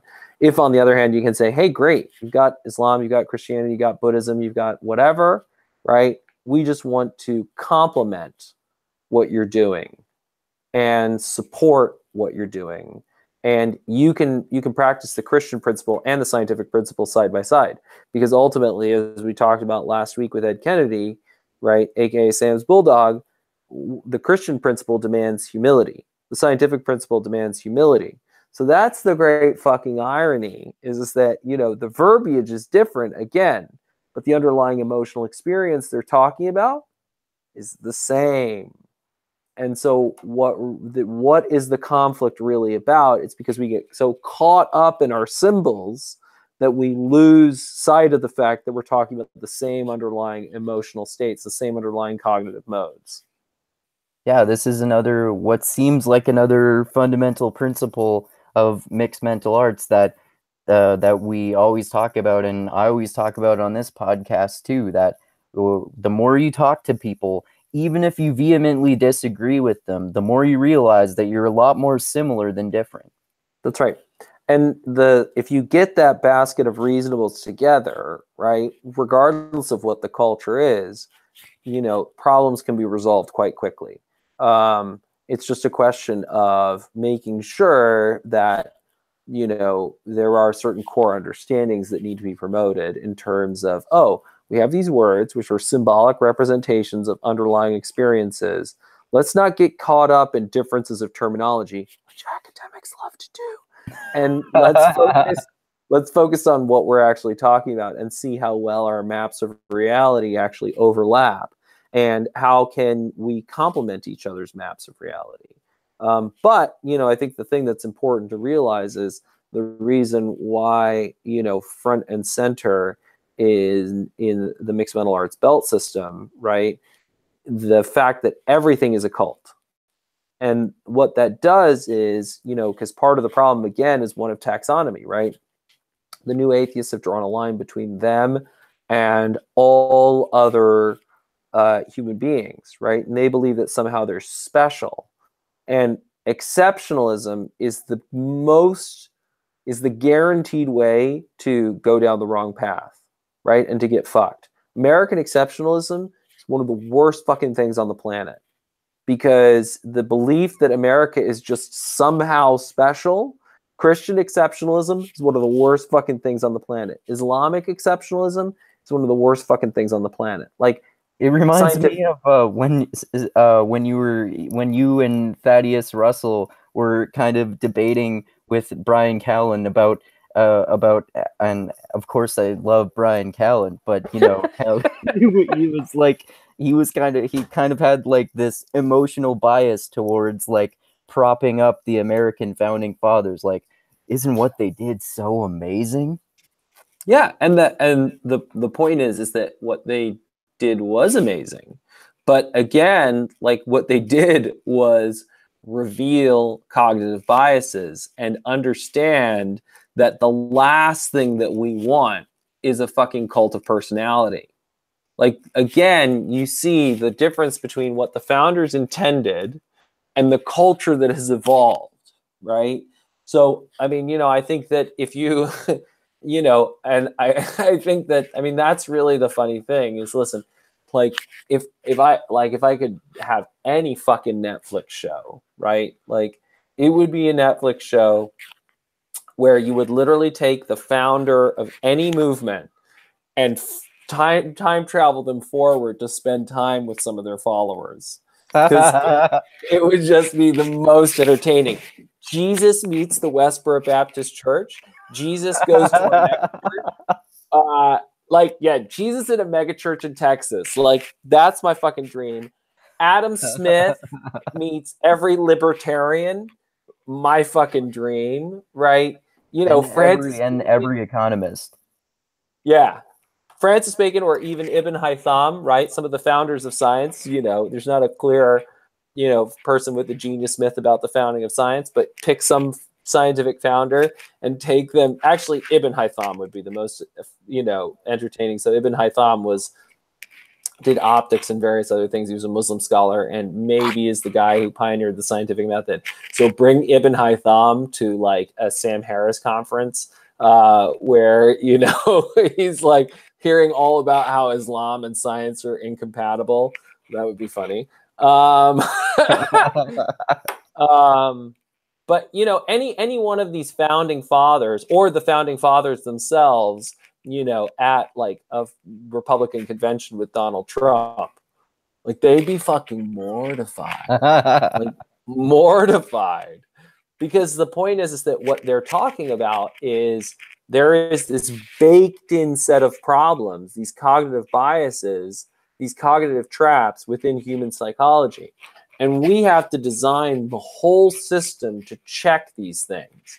The whole point, you know, and they different people got focused on different cognitive biases. Like, that's what I think is also interesting, is like Muhammad's obsession was tribalism, which, if you're in the context of the Arabian Peninsula, that's the one that's going to be really fucking obvious to you. And you're going to have to try and solve that by unifying everybody under one banner. You know, which was like progressive for the time and that culture, even though, like, if you look at it today from our lens, it seems like fucking barbaric. Yeah, but it's also like, what was a reasonable expectation in the 600s?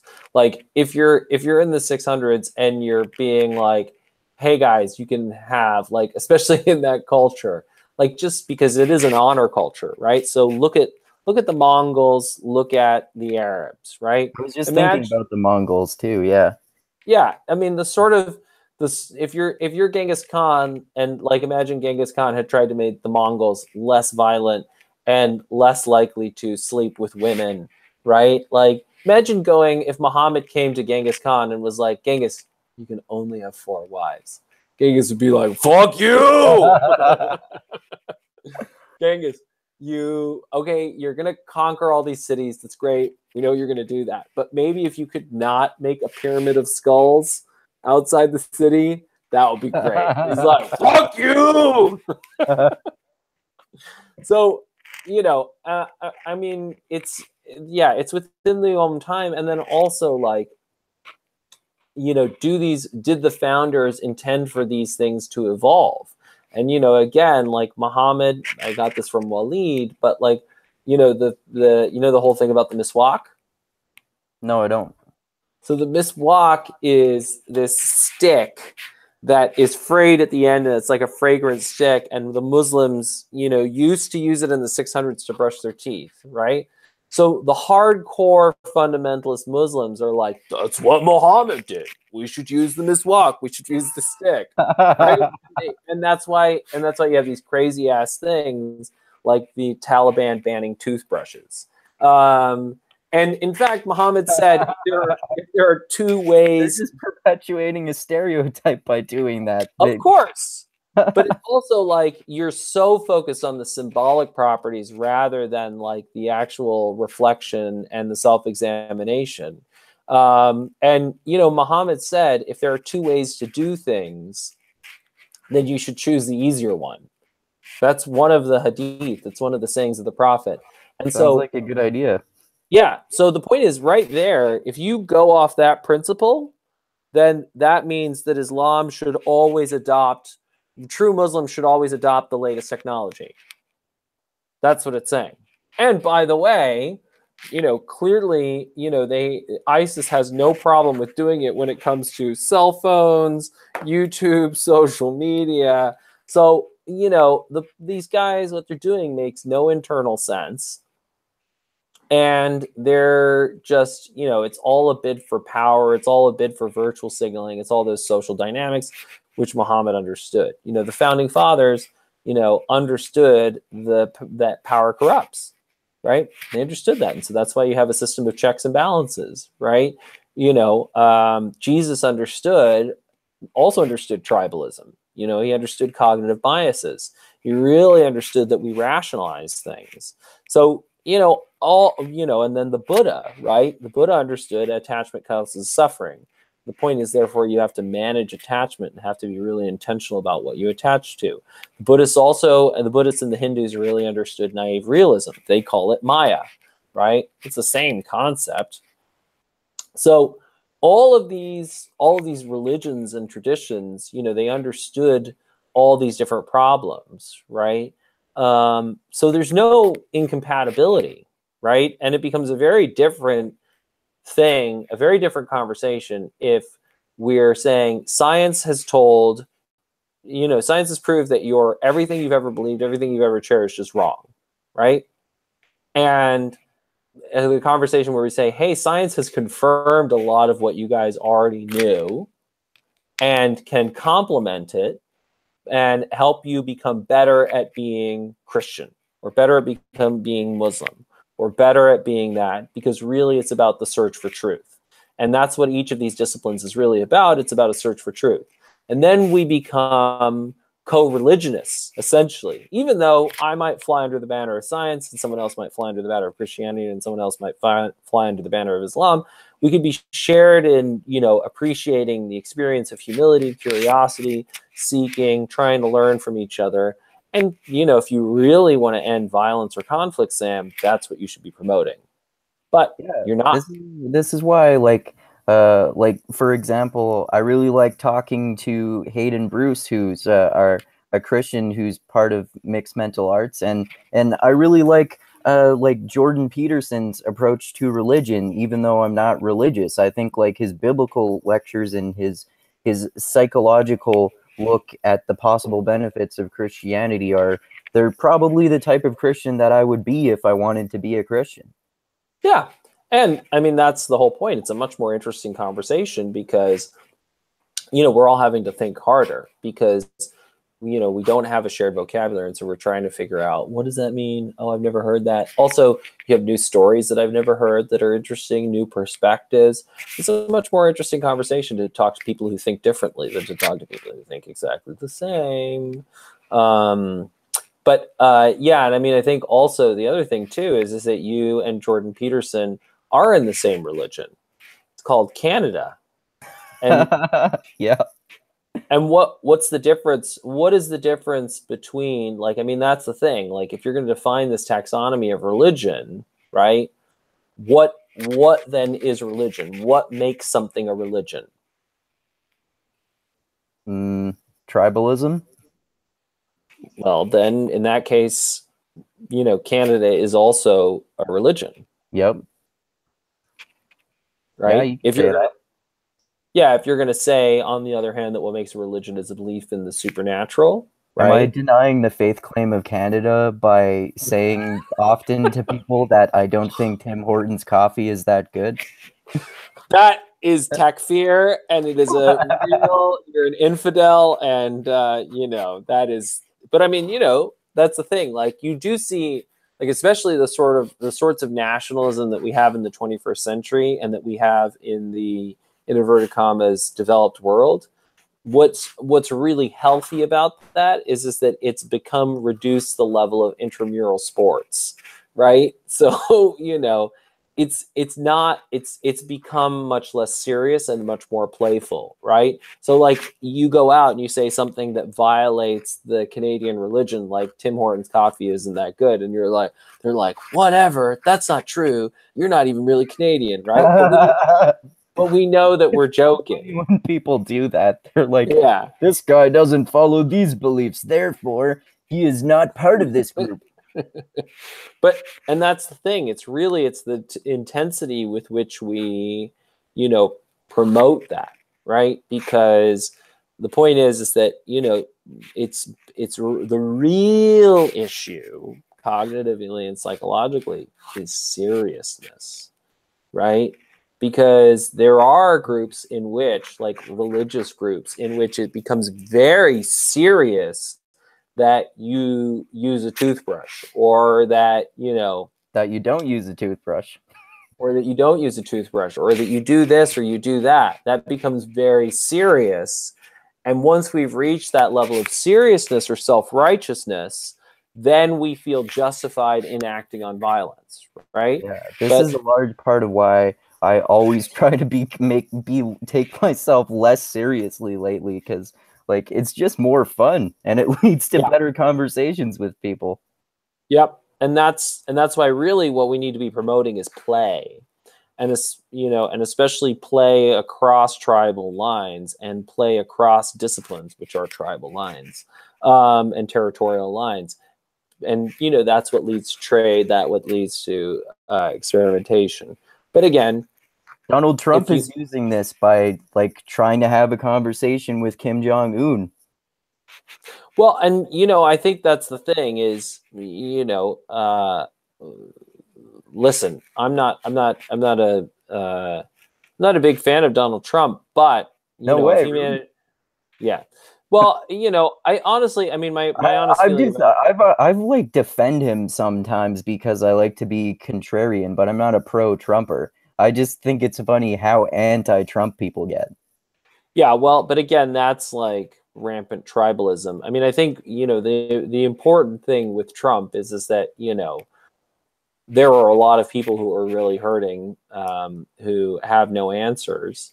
And, Trump, at least, like Mark Blythe says, at least Trump pretends to care about them, or, and maybe he does, but that doesn't, that's that big gap between, our social intelligence and our causal intelligence. Like, we're very good at figuring out that there's a problem. We're terrible at figuring out how to solve that problem. That's for which is fucking why sure. which is why you get so many religions, conspiracy theories, revolutions, all of that. There's something we want, and it's like, oh, I know the answer. Just kill all the kulaks. Death to the aristo-pigs. Like I just trolled on social media last night. The Earth is totally flat, bro. Yeah. It's so, I mean, that's the thing. We're stuck being hypersocial monkeys, but we should embrace that hypersociality and talk out our differences to evolve a worldview that is better and that can address all of our needs. Very well said. You're a double good duck speaker. How's that? Yeah. I forget. I think I bucked that up a little bit, but that's from 1984. Double plus good duck speaker. Yes. Yeah. And because I admire you, that's a compliment rather than an insult. Good. No, I'm super excited for the 1984 chat, and I can't thank you enough for having me on the Mindgasms podcast. And it has been a privilege to get to know you, even though I'm a little bit suspect of you now that I know that you don't like Tim Hortons, because you're a fucking Canadian, bro. Well, but that's the point, dude. Like, you're a fucking free rider. Yep. You are wearing a fucking toque. You're drinking out of a Tim Hortons mug. But you don't really internalize the Tim Hortons. I just can't get past how it doesn't taste strong enough to me, and I like strong coffee. Yeah. Well, yeah, thanks so much for talking with me, man. I really appreciate it, and hopefully we can talk again sometime. And yeah, I'm looking forward to talking about 1984 earlier today, and I really appreciate having become a part of Mixed Mental Arts and getting to know so many mixed mental artists and participating in the Mixed Mental Arts chats and everything like that. Like I've told you many times before, like I don't remember having this sense of belonging before in my life. Like I've always been kind of naturally introverted, but this is the first time in my life where I'm just like continuously dumbfounded by people being like really similar to me and like having this same approach to life, like trying to be open-minded but trying to be skeptical too, and just finding so much in common with so many people and learning so much from so many different types of fascinating people too. So yeah, I'll just say the things that I like to say at the end of all of my videos here, and then you can offer any plugs or anything that you want there. I think I added some of the links to this video, but I think I added the link for the YouTube channel and the website and the Mixed Mental Arts Facebook group too, but you can give any more there too. So thanks everyone for watching and listening to another episode of the Mindgasms podcast with the awesome Hunter Maats. And I love you all. And thank you so much to everyone who is subscribed to my channel and to everyone who contributes to me on Patreon. And thank you so fucking much to anyone else who subscribes to my channel and decides to support me on Patreon. I really fucking appreciate it. And also, most importantly, always remember this: the funk cures all. Well, All right, I'm glad I'm really glad we found a single variable solution, which is apparently the funk. Yep, the funk is my single variable solution. Yeah. Well, when you have a 70-foot yacht, you have to name it the Funk Cures Yep, All. totally. Yeah, Andrew, thank you so much for having me on the podcast. You know, we live in a time when there is the technology for us to hash out all of our differences and solve all of our problems together. We just don't have that culture yet. And so when there are people like you who are intentionally creating that culture for those sorts of dialogues, I really, really appreciate that. And, you know, again, like all the answers exist. We just have to break them down and package them. And it's really great that people like you exist. It's great that we have people like Hayden Bruce, who are taking these ideas and repackaging them for a Christian community and things like the Pragmatic Christian podcast. Yeah, I mean, we can have, this is, you know, Katie O'Brien, who co-wrote the Striaght-A Conspiracy with me, calls this moment in history humanity's first family dinner. And we can have an awesome, awesome dinner. There's some awkward conversations that need to happen, but once we get through those awkward conversations, we have a lot to learn from each other, and this can be a really exciting time of continual learning, continual discovery, and continually being exposed to new ideas. So thank you, Andrew. You can support Mixed Mental Arts on Patreon. You can also support Mixed Mental Arts by going to mixedmentalarts.online and clicking on the Amazon affiliate link before you buy whatever you would buy. And you can get awesome t-shirts, like not the one I'm wearing right now, but the one I'll wear later too. Yep. All designed by Matt Madonna, who is lives in Arizona and volunteered in the community. And that's really the whole point. This is a community project, and anyone is free to chip in and help in any way they can or see fit. Just to make it clearer and clearer that there is a space for people who want to hash out their differences, move past the petty tribalisms, and really evolve a shared worldview. Well said. All right. Well, thanks so much, man. And again, yeah, thanks everyone so much for listening, and adios until next time.